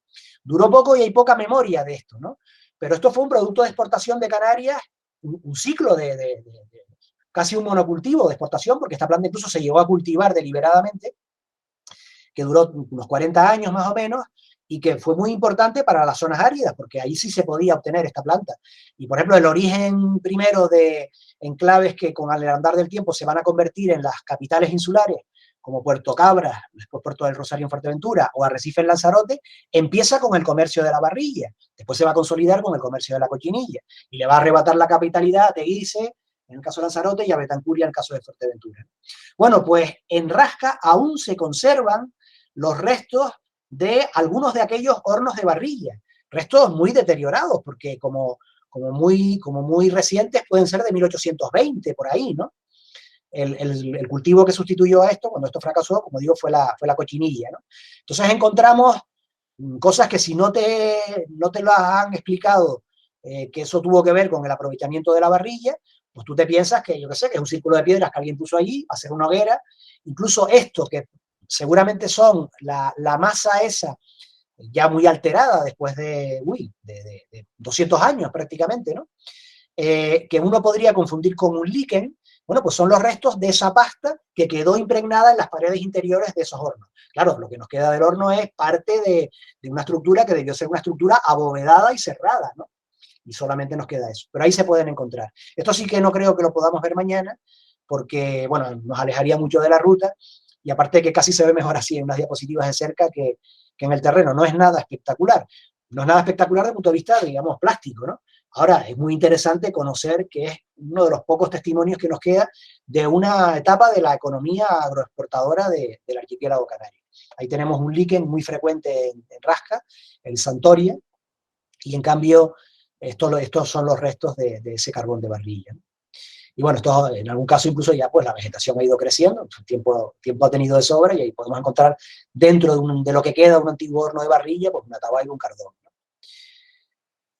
Bueno, y ya para terminar, respecto a otros usos y aprovechamientos de la costa, bueno, pues se encuentran en el Malpaís de Rasca, como en tantos otros lugares, algunos tabaibas viejas, antiguas. La tabaiba en determinadas condiciones puede durar muchos años, y se encuentra el testimonio de cortes hechos con algún cuchillo o con una piedra afilada, que servían para extraer el látex, la leche de tabaiba, que el uso más elemental que podía tener era, pues yo qué sé, sobre todo los niños, hacer ese corte, dejar que fluyera, al cabo de un rato pasar por allí, cuando ya se había endurecido, y extraer eso y utilizarlo como goma de mascar, como chicle, probablemente para engañar un poco al hambre, ¿no? Estar ahí salivando en la boca algo, y en fin, hasta la hora de comer, si es que podía haber algo, un poquito de gofio, alguito de comer, ¿no? Pero luego también la leche de tabaiba tuvo múltiples usos medicinales, como pegamento, como adhesivo. Incluso hay una etapa corta donde hay una recolección masiva que se exporta, ¿no? Y hay un trabajo reciente de un compañero investigador que se llama Fabián Hernández Romero, que a mí me sirvió para entender, cuando a mí me hablaban informantes en los años 90, personas que tenían 80 años entonces, que ya casi todos han fallecido, ¿no? Y había gente también que cogía en cantidad en una época y se los pagaban y no sé qué. Bueno, pues hay un periodo ahí durante la Segunda Guerra Mundial que Estados Unidos toda la producción de chicle la destina a las tropas que están en la guerra, y entonces hay un déficit, hay una escasez de chicle para el público en general. Entonces aparecen algunas fábricas en el Estado español, en la península, y una de las materias primas que utilizan es el látex de tabaiba dulce. Entonces se recolecta en Tenerife, en Gran Canaria, quizá en otras islas también, en gran cantidad, y se embarca y se lleva para allí. Bueno, hay una montaña en Rasca, un cono adventicio de montaña grande que se llama Montaña Pardela, y hay también testimonios históricos. Estas fotos no son de Rasca, obviamente, son de Alegranza, que es el islote donde hubo más captura de pichones de pardela y tal, y de aprovechamiento de este recurso, pero desde luego en Rasca también hay testimonios orales, y hicimos entrevistas en su momento de cómo se aprovechó este recurso, sobre todo muchas veces la gente decía para variar la dieta, ¿no? La gente estaba aburrida de comer siempre lo mismo, gofio con la cebolla, gofio con un poco de queso y tal, muy escasamente carne, y de vez en cuando consumir, bueno, pescado, por supuesto, pescado salado, entonces, por consumir pues, un trozo de carne de algo que también parece que sabe bastante a pescado, ¿no? Y esta es la montaña Pardela, ¿no? El cono del interior del cráter, y al fondo montaña grande, ¿no? Bueno, en Rasca, como en todos los sitios del litoral, las corrientes marinas, las mareas depositan restos, hoy sobre todo plásticos y microplásticos, desgraciadamente. No sé si alguno de ustedes participó en esa actividad que hicieron el otro día en esa playa de Arico, que es uno de los principales puntos de entrada de plásticos de la isla, ¿no? Pero antes de eso, pues podían entrar troncos de madera que a la gente rescataba y le resolvía la vida. Y dice, bueno, pues con esto hago el techo de la choza, ¿no? Incluso me lo llevo para arriba, para las medianías, ¿no? O pacas de caucho, que fueron muy frecuentes en los años de la Guerra Mundial, donde se hundían barcos que transportaban caucho, y eso se vendía a buen precio, de tal manera que todas las personas que estaban por el litoral, fueran cabreros en invierno o fueran mariscadores, gente que se dedicaba a obtener sal en verano, también estaban con el ojo, con el rabillo del ojo mirando para la orilla a ver si encontraban algo que pudieran aprovechar, ¿no? Lo que la gente llamaba hayos, ¿no? De hallar, de encontrar algo en la mar, ¿no? Y un testimonio excepcional y desde luego muy poco frecuente, pero que existió también en aquel entorno, me lo contó pues también don Salvador González Alayón, ¿no? Primero, como introducción, esta imagen y esta información está extraída de un número reciente de la revista National Geographic, ¿no? Dice, cormoranes entrenados para pescar en China. O sea, estas aves entrenadas para la pesca les colocan un cordel alrededor del cuello para que no se traguen las capturas, ¿no? Bueno, China, que es el paradigma de una sociedad que ha aprovechado históricamente todos sus recursos, pues también aprendió a entrenar a los cormoranes para que pescaran para las personas y en todo caso les amarraban el cuello para que no se comieran el pescado, ¿no?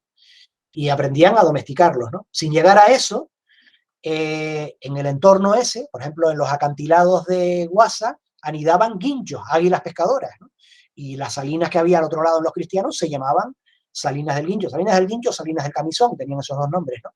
Bueno, pues había algunas personas, sobre todo niños, que identificaban dónde estaban los nidos de los guinchos y esperaban escondidos a que las aves adultas trajeran el pescado, ¿no? Capturado en la superficie del mar. Previamente les habían amarrado con alguna fibra vegetal los picos a las crías de los guinchos y cuando el ave se retiraba iban corriendo y cogían el pescado fresco, ¿no? El que me contó esto me decía también que después les soltaban el pico para no matar la gallina de los huevos de oro, para que aquello siguiera funcionando, porque si no, pues el ave, si fallecían las crías, abandonaba el nido y se iba para otro lado, ¿no? Pero bueno, una forma singular de obtener pescado sin ir a pescar, ¿no? Buscando una alianza un poco extraña con otro ser vivo, con el guincho, con el águila pescadora, que como sabemos es el ave de mayor envergadura que tenemos en Canarias, ¿no? Bueno, me disculpan que me he pasado un cuarto de hora, también es verdad que empezamos unos minutos más tarde, pero del tiempo asignado. Quienes me han conocido y padecido como profesor saben que lo que yo cuento puede ser más o menos interesante, pero me suelo extender bastante, ¿no? Ahora intervendrá el compañero Vicente Zapata, y viejo amigo de muchas lides hace años, ¿no? Que seguramente les hablará de esto con lo que yo terminaba esta charla hace unos meses, ¿no? El proyecto de apadrinamiento de espacios naturales Libera, y el lema de acércate, conoce y protege el Malpaís de Rasca, ¿no? Simplemente para concluir, aquellas personas que quieran profundizar en el conocimiento de esta zona de la isla y sobre todo el tipo de cosas que yo les he explicado, ¿no? Que los usos humanos tradicionales, que como espero haberles convencido, pues fueron capaces de ser compatibles con una conservación del medio, no produjeron una destrucción irreversible ni una transformación radical del medio, a diferencia de otros usos posteriores, ¿no? Bueno, pues en su momento, cuando elaboré mi memoria de licenciatura, después pues, fue publicada bajo este título, ¿no? Brugados, tomates, turistas y espacios protegidos, hace ya muchos años, en el 91, no, en el 93, pero está por ahí en las bibliotecas y se puede consultar. Buena parte está consagrado a la zona esa de Malpaís de Rasca y su entorno, ¿no? Y bueno, años después concluí mi tesis doctoral en el año 2003 y también fue publicada en el 2011 en 2 tomos, que se llama El País del Pargo Salado, Naturaleza, Cultura y Territorio en el sur de Tenerife, 1875-1950. Estos libros sí que se encuentran todavía a la venta en algunas librerías, y La Laguna está en Lemus y en otras librerías por ahí. Y bueno, ahí hay un repaso ya exhaustivo de todos los usos del territorio, de la orilla del mar hasta la cumbre, en todo el sur de Tenerife, pero bueno, son muchos de los usos que yo les he comentado para el caso del Malpaís de Rasca, ¿no?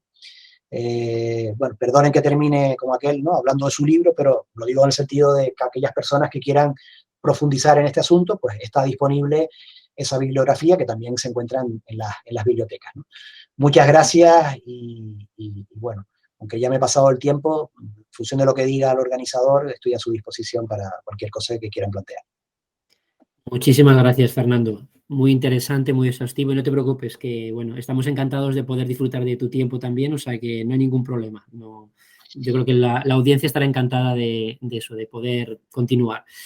Bueno, a continuación, pues tenemos el placer de disponer de Vicente Zapata, que es profesor titular de Universidad del Departamento de Geografía e Historia en el área de Geografía Humana, que nos hablará de custodia y cuidado comunitario del medio, para enmarcar la actividad que vamos a realizar mañana, el taller de mañana, en el Malpaís de Rasca, englobándola en la necesidad de promover un mayor compromiso ciudadano en relación con el enfrentamiento de los retos ambientales que presenta actualmente nuestro planeta. Vicente Zapata es profesor titular de Geografía Humana de la Universidad de La Laguna, con docencia en el grado de Geografía y Ordenación del Territorio, es promotor y participante en proyectos de cuidado comunitario del patrimonio, algunos de los cuales se han impulsado desde el Aula Cultural de Turismo Cultural de la Universidad de La Laguna, que también dirige. Actualmente es presidente de la Asociación Vecinal del Chaboco de San Jerónimo en Tacoronte, una de las entidades que ha sido reconocida por la Fundación Biodiversidad como de custodia del territorio y en la que se ha recuperado y se cuida de forma comunitaria un camino histórico, el Callejón Grande.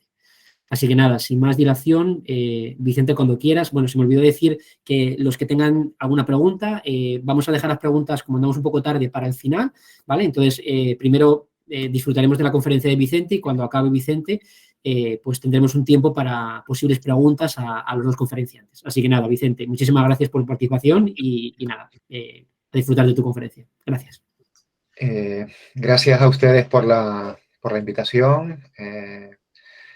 Eh, vamos vamos a ver si podemos aportar algo más, ¿no? A esta formación que se ha planteado desde nuestra universidad, además contando con personas como Fernando Sabaté, que lleva una enorme trayectoria de investigación en el espacio que mañana vamos a visitar y en el que vamos a intervenir. Y bueno, yo básicamente lo que quiero es trasladarles una experiencia vital, fundamentalmente, ¿no? Que ha ido ramificándose y que ha ido trasladándose y ha ido sistematizándose y ha entroncado con diferentes lugares con los que me vinculo y que finalmente ha encontrado en la custodia del territorio un terreno abonado para su concreción y su desarrollo, ¿no? Entonces, bueno, voy a hablarles quizás más desde la experiencia particular como vecino de un barrio, como componente de una familia y finalmente también como integrante de una organización que desarrolla actividades que tienen que ver con la custodia y el cuidado comunitario del medio, ¿no? Me gustaría compartir una presentación. Bueno, ahora he llegado recientemente a casa, estaba hasta hace un momentito eh, en un nuevo colapso de la autopista Tenerife 5, en un nuevo atasco, y llegué hace un momentito y voy a intentar poner la presentación que tengo por aquí. Vamos a ver cuál es el mejor sistema para yo ponerla y que ustedes la puedan ver, porque mi presentación se basa bastante en las imágenes que he seleccionado para ustedes hoy, ¿no? Entonces, bueno, voy a intentar ponerla como presentación y, bueno, me gustaría que si me dicen si la ven más o menos bien. Se ve perfecto, Vicente. Vale, perfecto. Bueno, pues el tema que hemos elegido, ¿no? Como marco, insisto, para la actividad de mañana tiene que ver con con la custodia y el cuidado comunitario del medio ante los enormes retos, ¿no? Ambientales que tiene el planeta ante sí. A mí me gustaría, para empezar a dialogar o a compartir, ¿no? Lo que he preparado con ustedes, hacer una reflexión sobre el momento en el que nos llega esta propuesta por parte de la propia universidad, ¿no? Mañana vamos a un espacio muy bien delimitado, a un territorio que está en el sur de Tenerife, en el que se generan, en el que se producen, ¿no? Una serie de afecciones muy importantes, un espacio enormemente rico, como les habrá trasladado Fernando Sabaté, rico desde todos los puntos de vista, rico per se como un espacio, ¿no? De la vertiente meridional de la isla de Tenerife, pero también un espacio en el que las personas históricamente han desarrollado diferentes usos y aprovechamientos, ¿no? Pero también un espacio que modernamente ha recibido muchas agresiones, ¿no? Que presenta múltiples afecciones y lo sé porque, ya lo veremos al final, nosotros también hemos intentado en alguna ocasión eh, llegar a ese espacio, identificar cuáles son esos elementos negativos que presentan en la actualidad, incluso hacer algún tipo de aporte para aliviar, ¿no? Aliviar esos elementos negativos que ofrece e incluso vincular el espacio con los asentamientos de población más cercanos que tiene, ¿no? Bueno, pues llega un momento adecuado porque, como saben, estamos en plena cumbre del clima, de la COP27, que empezó hace unos días en Egipto. Y bueno, en esa cumbre se están debatiendo temas que tienen que ver con el presente y el futuro de nuestro planeta y de cómo podemos las personas ser cada vez más cruciales, ¿no? En el desarrollo de nuestro propio planeta, ¿no? Me viene, digamos que incorpora este elemento porque luego vamos a ver, ¿no? Cómo pequeñas acciones en diferentes lugares a distintas escalas pueden ir poco a poco generando un efecto multiplicador que tiene que ver, ¿no?, con esa premisa que se nos compartió hace tiempo y que yo creo mucho en ella, ¿no?, de piensa global y actúa local, ¿no? Creo que depende mucho de nosotros, ¿no?, y de nuestra acción, ¿no?, en el día a día, insisto, de forma individual, de forma familiar, en nuestro barrio, en el contexto de nuestro municipio o incluso de nuestra isla, nuestra región, que vayamos poco a poco generando una serie de efectos también positivos para poder revertir esos cambios que estamos viendo que se están generando a nivel global y que nos están afectando tanto desde el punto de vista personal como colectivo. Entonces, creo que está encajado muy bien esta iniciativa que nos propone la universidad en el momento actual, ¿no? Y que además nos viene a subrayar algunos de los retos que ya nos planteaban la Agenda 2030 y los Objetivos de Desarrollo Sostenible, ¿no?, hace ya algunos años y que venimos intentando conocer, comprender y de alguna forma también seguir, ¿no?, para aportar positivamente, ¿no? Yo creo que lo que vamos a hacer mañana y lo que estamos haciendo también hoy tiene que ver mucho con el Objetivo de Desarrollo Sostenible número 11, que nos invita a lograr, ¿no?, a conseguir que los territorios sean más inclusivos, seguros, resilientes y sostenibles, ¿no? Y dentro de ese paraguas general que nos plantea el ODS número 11, hay específicamente hay una meta específica, que es la 11.4, que también nos reta, ¿no?, a redoblar los esfuerzos para proteger y salvaguardar el patrimonio cultural y natural del mundo. Es que, bueno, se nos ha trazado, se nos ha indicado un camino que deberíamos de transitar cada vez de una manera más firme, insisto, tanto desde el punto de vista personal como desde el punto de vista comunitario. Bien, me gustaría partir de una reflexión inicial, quizás más propia, que he ido aquilatando con el paso del tiempo, ¿no? Mi experiencia me dice que hemos ido delegando en otros nuestra propia responsabilidad sobre el medio, ¿no? Cuando digo sobre otros, pues habitualmente es sobre las administraciones públicas, ¿no?, que, bueno, a las que les demandamos, a veces le exigimos que sea la garante, ¿no?, del cuidado de nuestro medio, ¿no?, de la calidad también que debe tener nuestro medio, cuando en buena medida debemos ser corresponsables las personas de la conservación y también de la promoción del medio en el que nos desenvolvemos, ¿no? Creo que las sociedades modernas hemos ido poco a poco descuidando nuestras responsabilidades, ¿no?, en ese tipo de cuestiones, ¿no? Al delegarlo en la administración, al dejarlo de la mano de otros, en este caso pienso que en buena medida de la administración a veces genera mecanismos, genera respuestas que obviamente no tienen en consideración a la ciudadanía, ¿no? No nos interpela, no nos incluye, no nos invita a que podamos ser parte de las estrategias, los planes, las iniciativas que se toman para incidir positivamente en ese medio, ¿no? Cuando realmente sabemos, porque la experiencia nos lo dice, que a veces las iniciativas que tienen que ver con la recuperación, el mantenimiento y la promoción del patrimonio, el colectivo, si se hacen con un enfoque comunitario, tienen un elemento de motivación extraordinario para las comunidades. Es decir, que en muchos casos el hecho de que una comunidad se motive, se reactive, se movilice, se comprometa con ese entorno en el que se desenvuelve, tiene que ver mucho con el rescate de algún elemento considerado por toda la comunidad, querido por toda la comunidad, ¿no? Entonces, bueno, desde hace bastante tiempo estamos promoviendo idear mecanismos, estrategias para que la sociedad no renuncie a ejercer su papel, ¿no?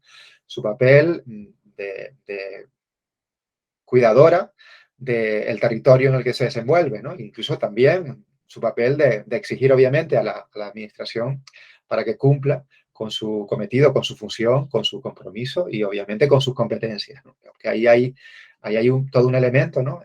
Toda una cuestión importante que no debemos de obviar, ¿no? Entonces, bueno, ante eso, ante determinadas situaciones, ¿no?, que se dan en el día a día y que tienen que ver, ¿no?, con una falta de responsabilidad, ¿no?, de la ciudadanía o de la administración pública, incluso una falta de conexión entre un actor y otro actor, bueno, pues los ciudadanos, las ciudadanas podemos intervenir, ¿no? Y a mí me gustaría comenzar con una pregunta, ¿no? ¿Qué hacemos cada uno de nosotros y de nosotras por el cuidado, ¿no? Primero por el conocimiento, la comprensión, ¿no?, de cómo funciona nuestro entorno, qué elementos lo configuran, y a partir de ahí, bueno, en qué medida nos vinculamos, ¿no?, con esos cuidados, e incluso, yendo un poco más lejos, si llegamos a ser parte, ¿no?, o podemos llegar a ser parte de experiencias de custodia del territorio, ¿no? Si la pregunta se las hago a ustedes que están ahí, mañana se las haré también cuando estemos caminando por el mal país de Rasca. Y bueno, esa pregunta, pues yo me la hice hace mucho tiempo, ¿no? ¿Qué hago porque mi entorno mejore? ¿Qué puedo hacer? ¿Qué puedo aportar? ¿En qué puedo influir? Bueno, y a esa pregunta, pues obviamente llegué después de ver situaciones bastante precarias en muchos lugares, ¿no? A mí me gusta muchísimo caminar, procuro caminar todos los días,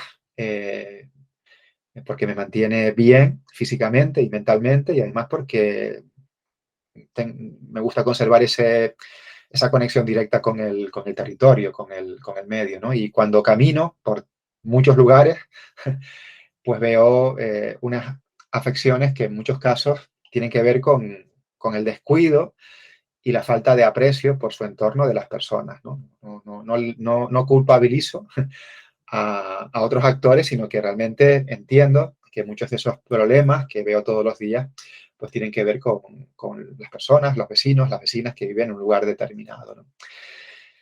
Ante eso, bueno, como les decía antes, ya hace muchos años, a nivel personal, pero también a nivel familiar, hemos intentado, mi familia y yo mismo, formando parte de ella, de generar una actitud diferente, ¿no? Una actitud que tenga que ver más con la acción, con la respuesta, con el compromiso, ¿no? Por mi origen y mi educación y mis vinculaciones familiares con la isla de La Palma y mi experiencia vital como niño, adolescente y joven, siempre me he vinculado con todo lo que tiene que ver con los caminos, ¿no? Los caminos para mí son un elemento muy, muy querido, muy entrañable, ¿no? Y bueno, he volcado una parte de mi esfuerzo en el tema de los caminos, ¿no? Y bueno, hemos ido generando una serie de iniciativas, una serie de estrategias para intentar otra vez volver a conectar a las personas con pues, un bien patrimonial de gran relevancia, como son los caminos históricos, los caminos tradicionales que tienen que ver con nuestra región, ¿no?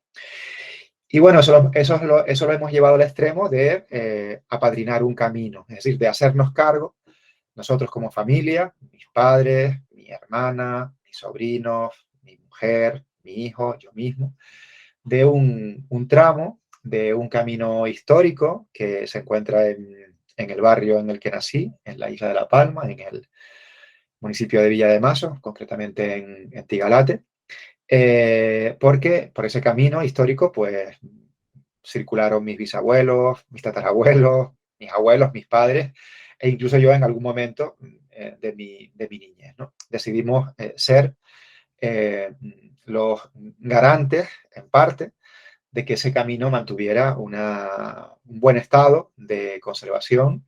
Y bueno, nuestro compromiso es, por ejemplo, limpiarlo cada vez que podemos, ir a La Palma, hacerlo, desbrozarlo con nuestros propios recursos y también trabajar en una estrategia de rescatar la memoria del camino, ¿no? Acudiendo a personas mayores, adultas, que lo utilizaron en su momento, ¿no? Esto lo hemos combinado también con una estrategia para interesar a las administraciones locales e insular de la isla acerca de su responsabilidad en el cuidado de este tipo de bienes de carácter patrimonial, ¿no?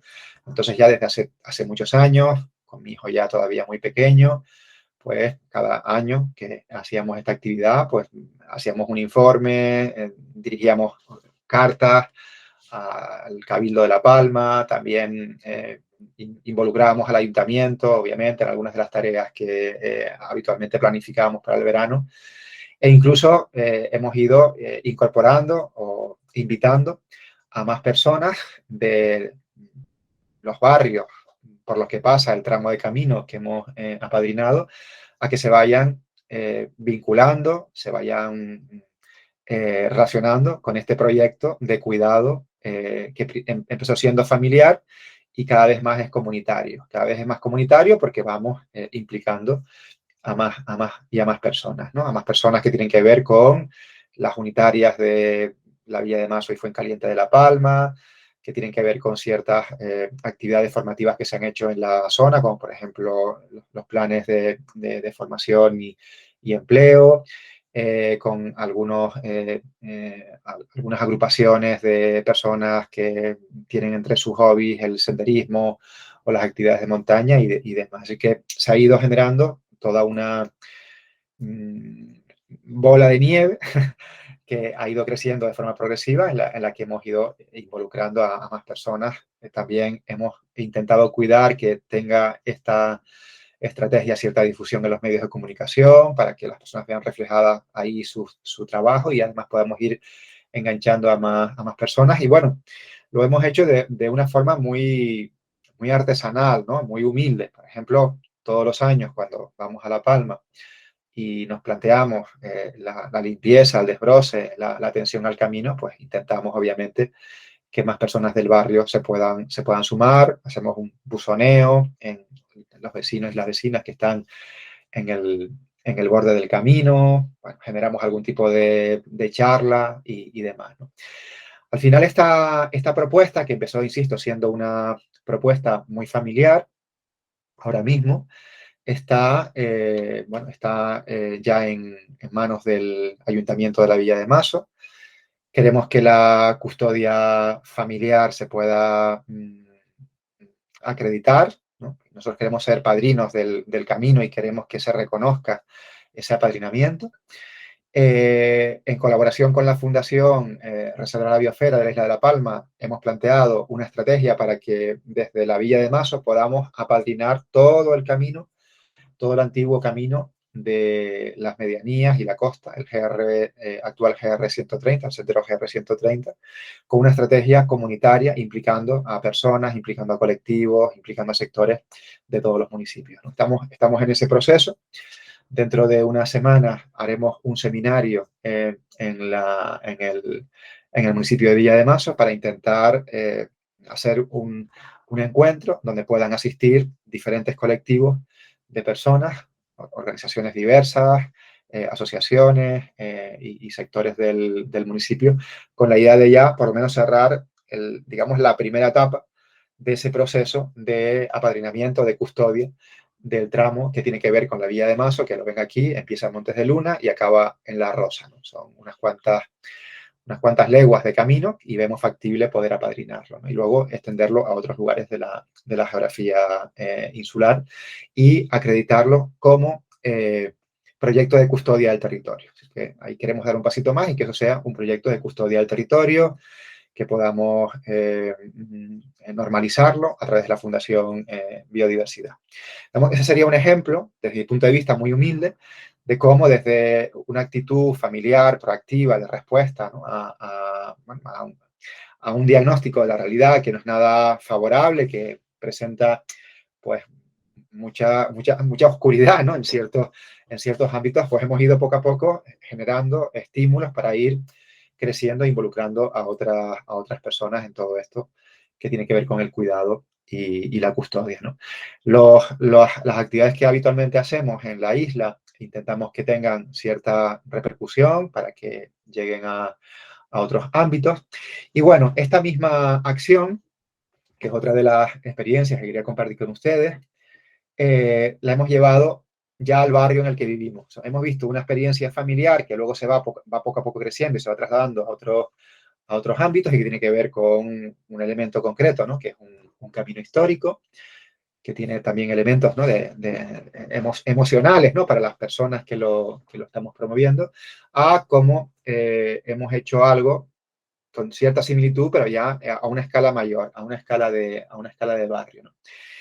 Esto lo hemos hecho desde la Asociación Vecinal El Chaboco de San Jerónimo, aquí en el municipio de Tacoronte. Antes Edgar me presentaba como presidente de la Asociación Vecinal. La Asociación Vecinal se reactiva en el año 2016. Nos planteamos una revisión de los estatutos y nos planteamos como fin fundamental contribuir al desarrollo comunitario de nuestro barrio, ¿no? Y bueno, a partir de ahí generamos una serie de líneas de actuación que tienen que ver con el abordaje de ciertos temas que son importantes para el barrio. Uno de ellos era reconocer nuestros valores patrimoniales e intervenir en ellos para intentar, bueno, mejorarlos y cuidarlos desde el propio barrio, e incluso generar algún tipo de figuras que nos permitieran, bueno, de alguna forma también ser más fuertes a la hora de generar relaciones con las instituciones públicas que tienen que ver con el barrio. De ahí surgió la idea del cuidado comunitario del patrimonio. Nuestro barrio tiene una serie de elementos muy interesantes a nivel territorial. Por ejemplo, tenemos una serie de caminos históricos importantes. Esta foto no es exactamente de nuestro barrio, sino de un barrio colindante que es San Juan, pero bueno, se ve la trama de caminos, se ve pues la vocación agrícola de estos barrios. San Jerónimo sigue conservando una buena parte de sus terrenos, de su territorio, con diferentes cultivos. Seguimos manteniendo una serie de edificaciones históricas importantes, desde una ermita del siglo XVII hasta diferentes casas señoriales que se mantienen pues más o menos en la zona, ¿no? Y una serie de elementos que tienen que ver con la memoria de los habitantes que aquí están asentados, ¿no? Muy interesantes. Y bueno, uno de los elementos clave del barrio era un antiguo camino que servía de atajo entre la zona de Valle de Guerra, en la costa de San Cristóbal de la Laguna, y Tacoronte. Se utilizaba para no tener que ir por la zona antigua de Santa Catalina, sino pasar directamente del Camino de los Perales hasta el centro histórico de Tacoronte, y por nuestro barrio se pasaba a través de un camino carretero que se llamó en su momento el Callejón Grande. Bueno, el Callejón Grande desapareció de la memoria de los vecinos y vecinas del barrio cuando se hizo la carretera general Tacoronte-Tejina. Poco a poco se fue abandonando, se fue llenando de vegetación, de maleza, se fue tupiendo enormemente, y bueno, incluso muchos vecinos y vecinas que llegaron al barrio más modernamente ni siquiera eran conscientes de que ese camino existía, ¿no? Salvo las personas mayores del barrio. Nuestro trabajo con las personas mayores, en el proyecto que se denomina Mayores en Comunidad, nos fue haciendo ver que en el barrio había, bueno, cosas muy importantes para esas personas, cosas muy interesantes. Una de ellas es el camino por el que esas personas pues iban a hacer múltiples actividades, desde ir al colegio, a la escuela cuando eran pequeñas, ir a buscar agua a los canales que estaban un poquito más arriba del barrio, pues ir al baile, ir al médico. Es decir, que realmente su memoria en el barrio era una memoria de estar habitualmente caminando, ¿no? Caminando y a través de este camino, ¿no? Que además, según nos contaba, pues casi que tenían cada una de las piedras que formaban parte del empedrado del camino, digamos que tenía una denominación, ¿no? Que la asociaban con un elemento. Bueno, nosotros nos propusimos recuperar el camino, intentando hacerlo de forma comunitaria, y bueno, cuando empezamos a plantearnos esa empresa, nos vimos con que era bastante complicado, ¿no? Porque no era fácil volver otra vez a retomar, a abrir, ¿no? A abrir el camino, insisto, por el nivel de pérdida tan grande que tenía. Pero bueno, contamos con algunas complicidades. Una de ellas vamos a conocerla mañana, que es Yayi Martín, que es una de las personas que lleva la Oficina de la Participación y el Voluntariado Ambientales de la isla de Tenerife, del Cabildo, que nos ayudó mucho a generar esas relaciones que eran importantes para poder generar bueno, o tocar diferentes resortes que nos pudieran ayudar, ¿no? Esta imagen la pongo, es para mí muy, muy importante de esa época, estamos hablando del año 2016, más o menos, porque, bueno, no fue suficiente, ¿no? Con nuestra fuerza. Tuvimos que intentar apoyarnos en maquinaria para poder abrir finalmente el camino, ¿no? Bueno, esto se hizo contando en este caso con algunos apoyos institucionales, pero sobre todo con la vecindad. Logramos motivar a la vecindad a través de las personas mayores del barrio, insisto, para que fuéramos poco a poco nosotras las que tuviéramos otra vez la iniciativa de la recuperación del camino, ¿no? Ese es uno de los primeros carteles que hicimos, muy rudimentario, muy humilde, con los medios que teníamos en el barrio, para, bueno, convocar a la vecindad para abrir finalmente el callejón, ¿no? Todo esto generó un proceso largo en el tiempo, alargado en el tiempo, que, como les decía antes, empezó por hacer un diagnóstico de nuestro barrio, identificar cuáles eran, pues, las mayores dificultades que encontrábamos en el barrio a todos los niveles, también plantearnos cuáles eran nuestros principales recursos propios, endógenos, ¿no? Y a partir de aquí generar una serie de líneas de trabajo, ¿no? Ahí ven algunas de las imágenes de cómo estaba el camino antes de nosotros intervenir con ayuda, obviamente, ¿no? Y bueno, algunos temas anecdóticos, ¿no? Cuando le pedimos apoyo al ayuntamiento de Tacoronte, pues lo que nos mandó es una máquina gigantesca, que es la que se ve aquí un poquito, con este brazo, que, bueno, que pues, nos alarmó, ¿no? Porque la máquina no cabía en el camino. Entonces tuvimos que hablar con el ayuntamiento para que se llevara esa máquina tan grande, y luego el Cabildo nos facilitó este autotractor pequeño con el que pudimos finalmente abrir el camino finalmente. Bueno, ahí se narra ese proceso en el que, insisto, finalmente fueron los vecinos y vecinas de nuestro barrio, con muchas personas del exterior, luego hablaré de ese tema, los que conseguimos ya finalmente abrir el camino, el Callejón Grande, y generar toda una dinámica comunitaria, vecinal, en el barrio, muy interesante, porque significó atraer a muchas personas que estaban de alguna forma enajenadas del barrio, es decir, que no hacían mucha vida en el barrio, no estaban implicadas con nuestro barrio, digamos que su vida se hacía siempre, pues, más en el exterior, o bien en otros lugares de Tacoronte, incluso del área metropolitana. Y bueno, a través de esta iniciativa conseguimos implicarles, conseguimos motivarles y atraerles a algo que les podía interesar, ¿no?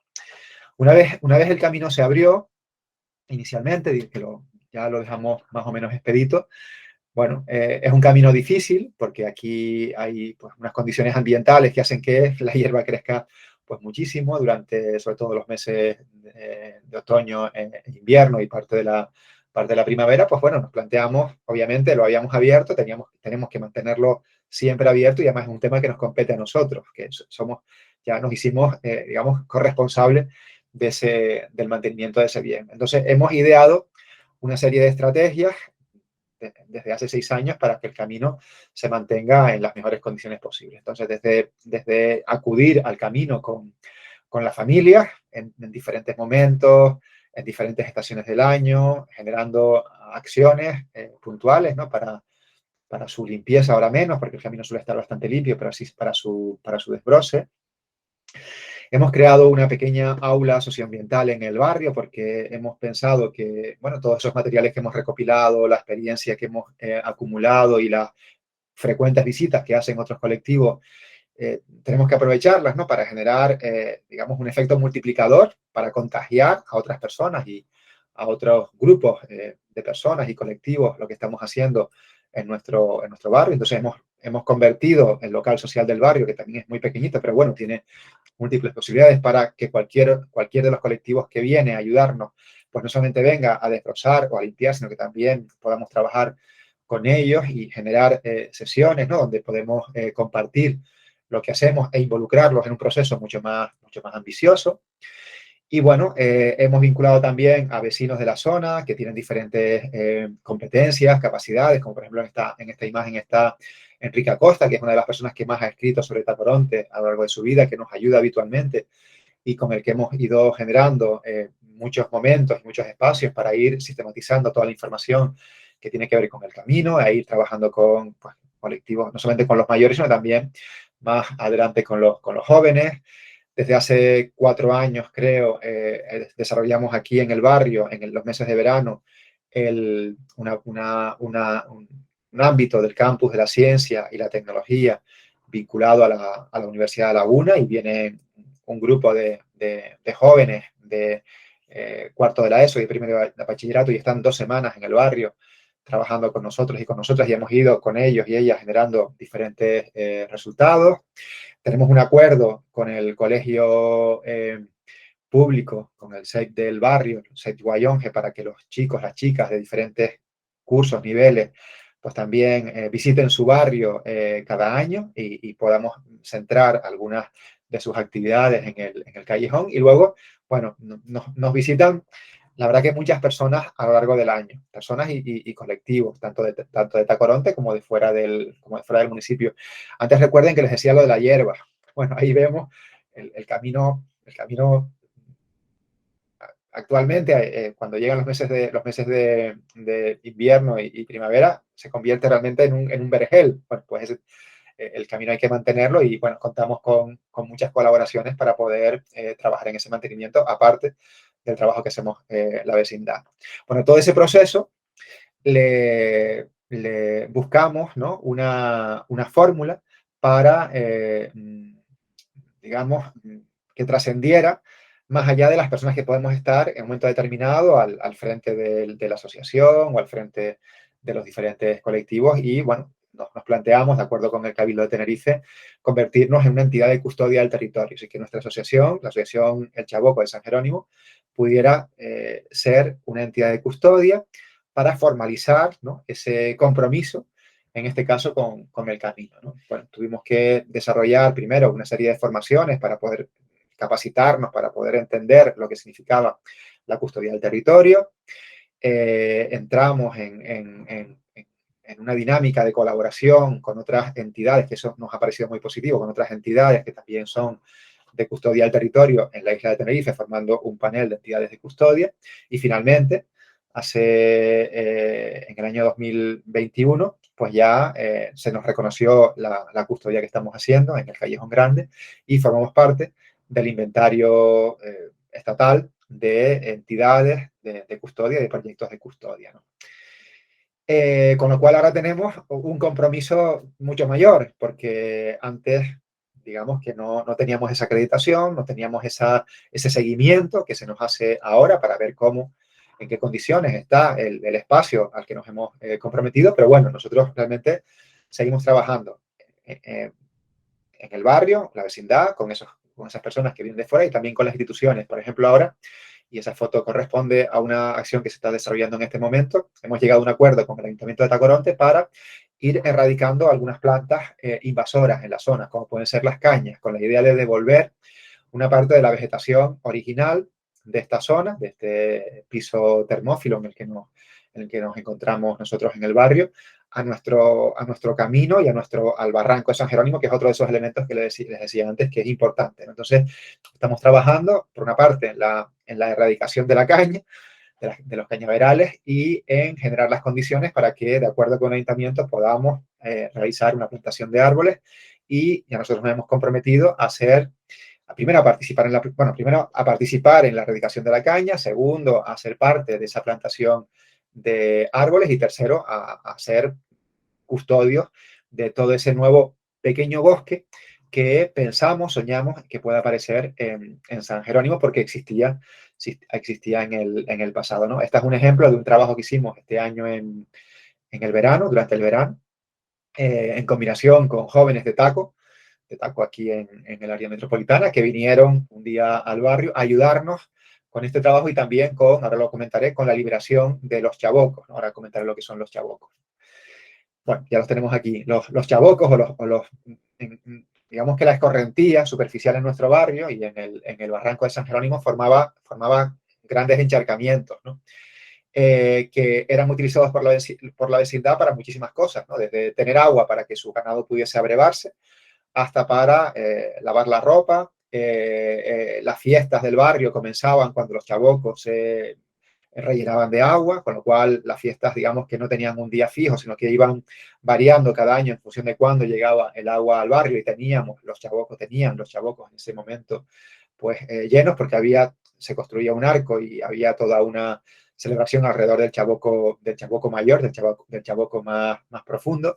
Bueno, y este año, en el verano, nos propusimos limpiar un conjunto de charcos o de chabocos para recrear el lavado de la ropa con las personas mayores. Entonces, se generó un trabajo muy, muy bonito durante 2 semanas para primero limpiar el camino, limpiar los chabocos, que nos costó bastante, estuvimos casi 2 semanas para poder sacar toda la tierra que el barranco arrastra y anega, entulla los charcos, y luego, gracias a un vecino que nos prestó el agua, porque por este barranco bajan aguas residuales muchos días del año, pues los limpiamos y los rellenamos de agua limpia para poder recrear esa función, ¿no?, que ejercían antes pues las mujeres, en este caso las mujeres del proyecto Mayores en Comunidad. Y bueno, lo trabajamos con el grupo de jóvenes que estuvieron en el campus de la Ciencia y la Tecnología, pero también vinculando a jóvenes que estaban jóvenes de nuestro barrio, y otros vecinos y vecinas que nos ayudaron de diferentes maneras. Fueron 2 semanas de trabajo intenso, y luego fue un día muy, muy interesante, porque aparte de grabarlo todo, pues muchas personas vieron y participaron en este trabajo tan interesante, ¿no? Bueno, de las cosas últimas que hemos hecho, y acabo con esta otra parte, hace unos días vinieron un grupo de voluntarios de Caixa, y lo mismo, ¿no? Las personas que vienen al barrio a hacer voluntariado, pues también las invitamos a que nos ayuden, ¿no? Más o menos nos ayudan. Estas personas vienen sobre todo porque patrocinan el proyecto Mayores en Comunidad. Estuvieron primero en una reunión con las personas mayores, y luego con algunas mayores también vinimos al camino a trabajar. Bueno, lo dicho, somos una entidad de custodia del territorio, estamos en el inventario estatal de proyectos de custodia del territorio. Tenemos un reconocimiento que nos llena de mucho orgullo en el barrio, es la verdad, porque es de las cosas que quizás son más, nos ayudan más a proyectar nuestro barrio tanto dentro, ¿no?, para que las personas se sientan orgullosas del lugar en el que viven como fuera. Y bueno, nos ha servido para conocer lo que es la custodia. No sé yo, aquí quizás mañana hablemos un poquito más de este tema, porque van a conocer un proyecto vinculado con la custodia del territorio, ¿no?, que es ese conjunto de estrategias e instrumentos que hacen o motivan, ¿no?, a que un conjunto de personas que pueden ser propietarias o no propietarias de ese bien, ¿no?, de ese terreno que se quiere cuidar, que se quiere custodiar, y que pueden utilizar, ¿no?, para dar ese paso adelante, ¿no?, para tomar la iniciativa y finalmente pues generar ese acuerdo de custodia, que puede ser un acuerdo verbal, o puede ser un acuerdo más de carácter administrativo, ¿no? Nosotros, no lo dije antes, pero digamos que nuestro objetivo final es que el camino se recupere tal cual era en el pasado, y llevamos ya años trabajándolo con el Ayuntamiento de Tacoronte. Tuvimos la desgracia de que hace 2 años la plaza se hundió. Estamos ahora intentando recuperar la plaza del barrio, pero dentro de la desgracia, con tan buena suerte que el arquitecto municipal ha visto una oportunidad de conectar la plaza y la obra que se va a hacer para la restauración de la plaza y su entorno, y conectarlo con el camino histórico, ¿no? Entonces, digamos que pensamos que estamos de enhorabuena, porque seguramente vamos a tener ese apoyo municipal dentro de un tiempo no muy lejano, para poder volver a tener un camino en unas condiciones bastante parecidas a como estaba en el pasado, ¿no? Esta es una foto del Día de los Finados. Todos los años vienen a visitarnos, ¿no? Y entran a nuestro barrio por un grupo de personas, viene a visitarnos, y porque es una actividad con las personas mayores, y entra por el camino, ¿no? Habitualmente esperamos a ese grupo de personas, ¿no? Y bueno, llevamos unos candiles y demás. Este año estuve un rato ahí sentado mientras hacía de noche, y la verdad que empecé a pensar en todo lo que habíamos hecho, y estaba pensando en que esos bancos que están ahí, que son palets transformados en asientos, es un trabajo que hizo un vecino de nuestro barrio, y que nos legó 3 que hay ahí y 2 que hay más abajo, ¿no? Las papeleras que no se ven a la izquierda y que están también en la entrada del barrio, las hizo otro vecino para el camino, ¿no? Tenemos un camino transitable. Mi hijo, que va este año al Instituto de Bachillerato del Óscar Domínguez, va por ese camino. Hay personas en el barrio que hacen actividades deportivas, utilizan el camino. Es decir, que realmente no solamente hemos recuperado un bien patrimonial, sino que también estamos o hemos abierto la posibilidad de personas puedan conectar unos lugares y otras de esta parte de la isla a través de un viario que se ha recuperado, que vuelve a ser nuevamente funcional, del que además nos sentimos orgullosos porque tenemos un convenio con instituciones penitenciarias y hay personas que tienen que cumplir una serie de tareas vinculadas a los servicios de la comunidad que también nos ayudan y nos dicen que cuando vienen al camino se sienten bien y que es una actividad que les gusta hacer. Y, por ejemplo, los muros del camino, que estaban muchos de ellos caídos, pues los hemos logrado, las albarradas las hemos logrado recomponer. No sé, uno va mirando, ¿no? Va echando la mirada atrás y va viendo cómo realmente esta idea del cuidado comunitario funciona de forma progresiva, van entrando más y más personas, las personas incluso pueden ir cambiando, pero que al final puede ser una realidad y que incluso podemos ir un poquito más allá y formalizarla a través de la custodia. Me parece que es una imagen muy, muy hermosa, ¿no? De algo que no existía hace 6 años y que vuelve otra vez a tomar vida, ¿no? Bueno, ya acabo porque me estoy liando demasiado.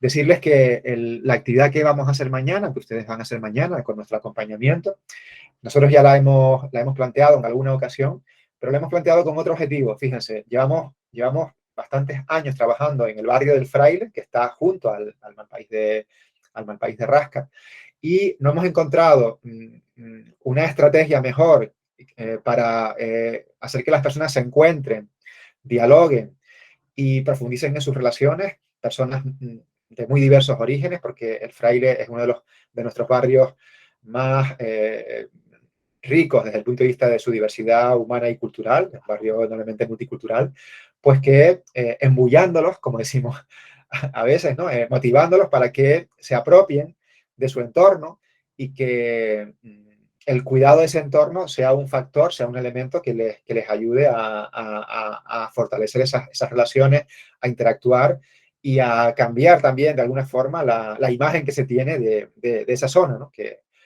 tanto desde el punto de vista humano, ¿no? Como desde el punto de vista a veces también físico por el descuido que tiene, es una zona que no se ve con buenos ojos, ¿no? Por parte del resto de la población de la isla. Pues bueno, hemos desarrollado varios paseos comunitarios que han acabado habitualmente con una limpieza del Malpaís de Rasca y donde hemos procurado siempre motivar a que las personas diversas que forman parte de ese pueblo, como lo llaman ellos, pues se involucren y aporten, ¿no? Elementos de valor a ese espacio natural protegido, ¿no?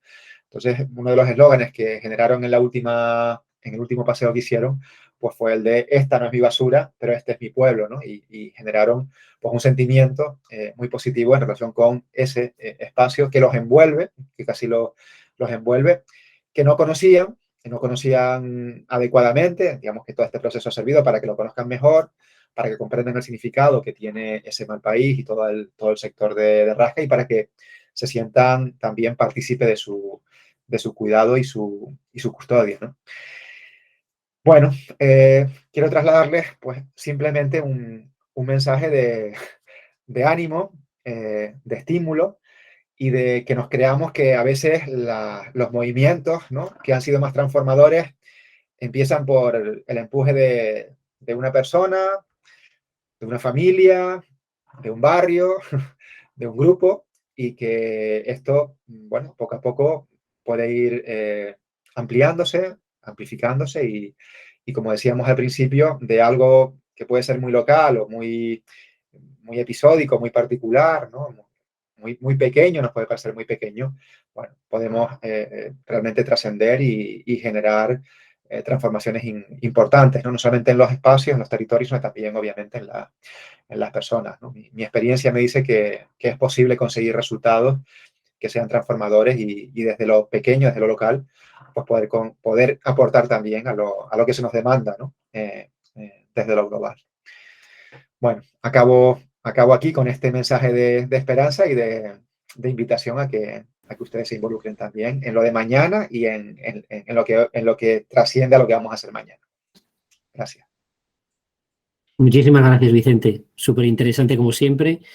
Y bueno, pues dar las gracias tanto a Fernando como a ti, Vicente, por haber aceptado la participación en este foro y bueno, y por estar mañana presentes también en nuestro taller. O sea que muchísimas gracias de parte de la universidad. Bueno, si alguien tiene alguna pregunta, pues ahora es el momento, aunque bueno, ya estamos fuera de la hora, pero bueno, yo creo que alguna preguntita podemos todavía proponer. Así que si alguien tiene alguna pregunta, tanto para Fernando como para Vicente, pues ellos estarán encantados de responderles.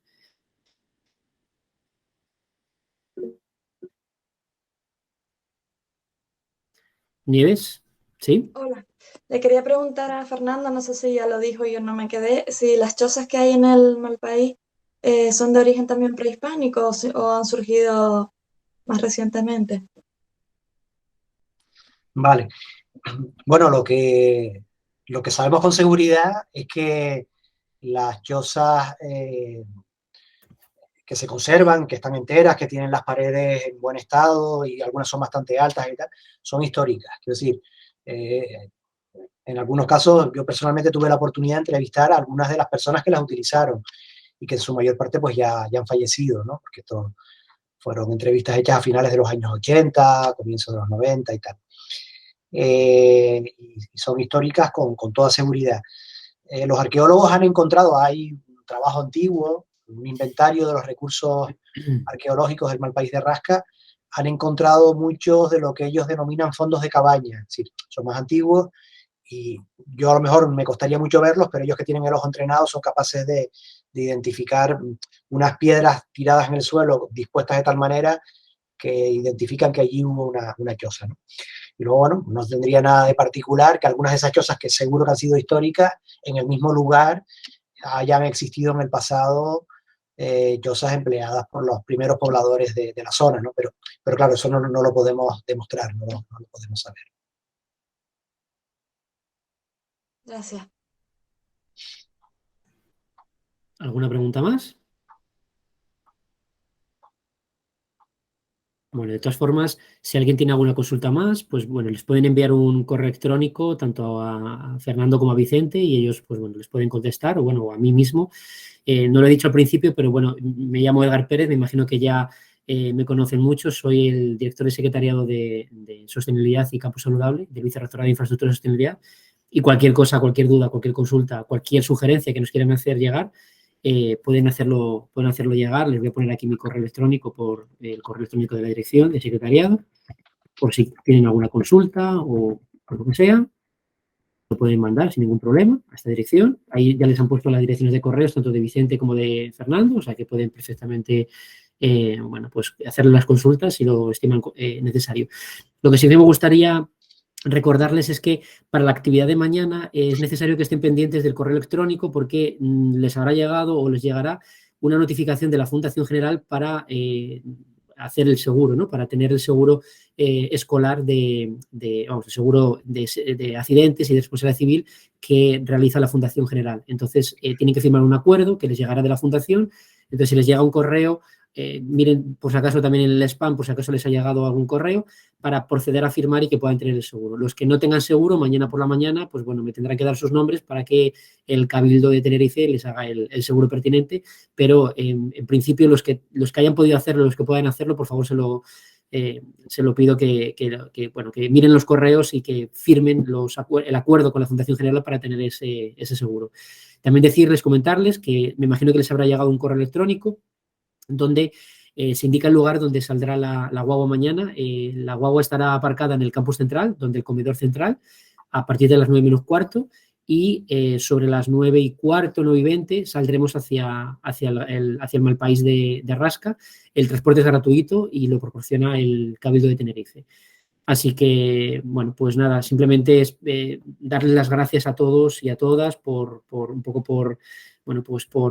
su atención, por su participación. El programa terminará en diciembre con una actividad en el Bosque de Ago García, en Tacoronte, que, bueno, lo anunciaremos como siempre en los medios oficiales de la Universidad de La Laguna y esperamos contar con su presencia. Y nada, despedirme y espero verles mañana. Sí que les pediría que si pueden utilicen el transporte público que les suministramos, pues, ¿no? Es una actividad de concienciación ambiental, entonces les agradecería que fueran en este transporte público que se proporciona de forma gratuita. Así que nada, sin más, agradecer a los ponentes, tanto a Fernando como a Zapata, como a Fernando y a Vicente, por su participación y a todos ustedes por su participación.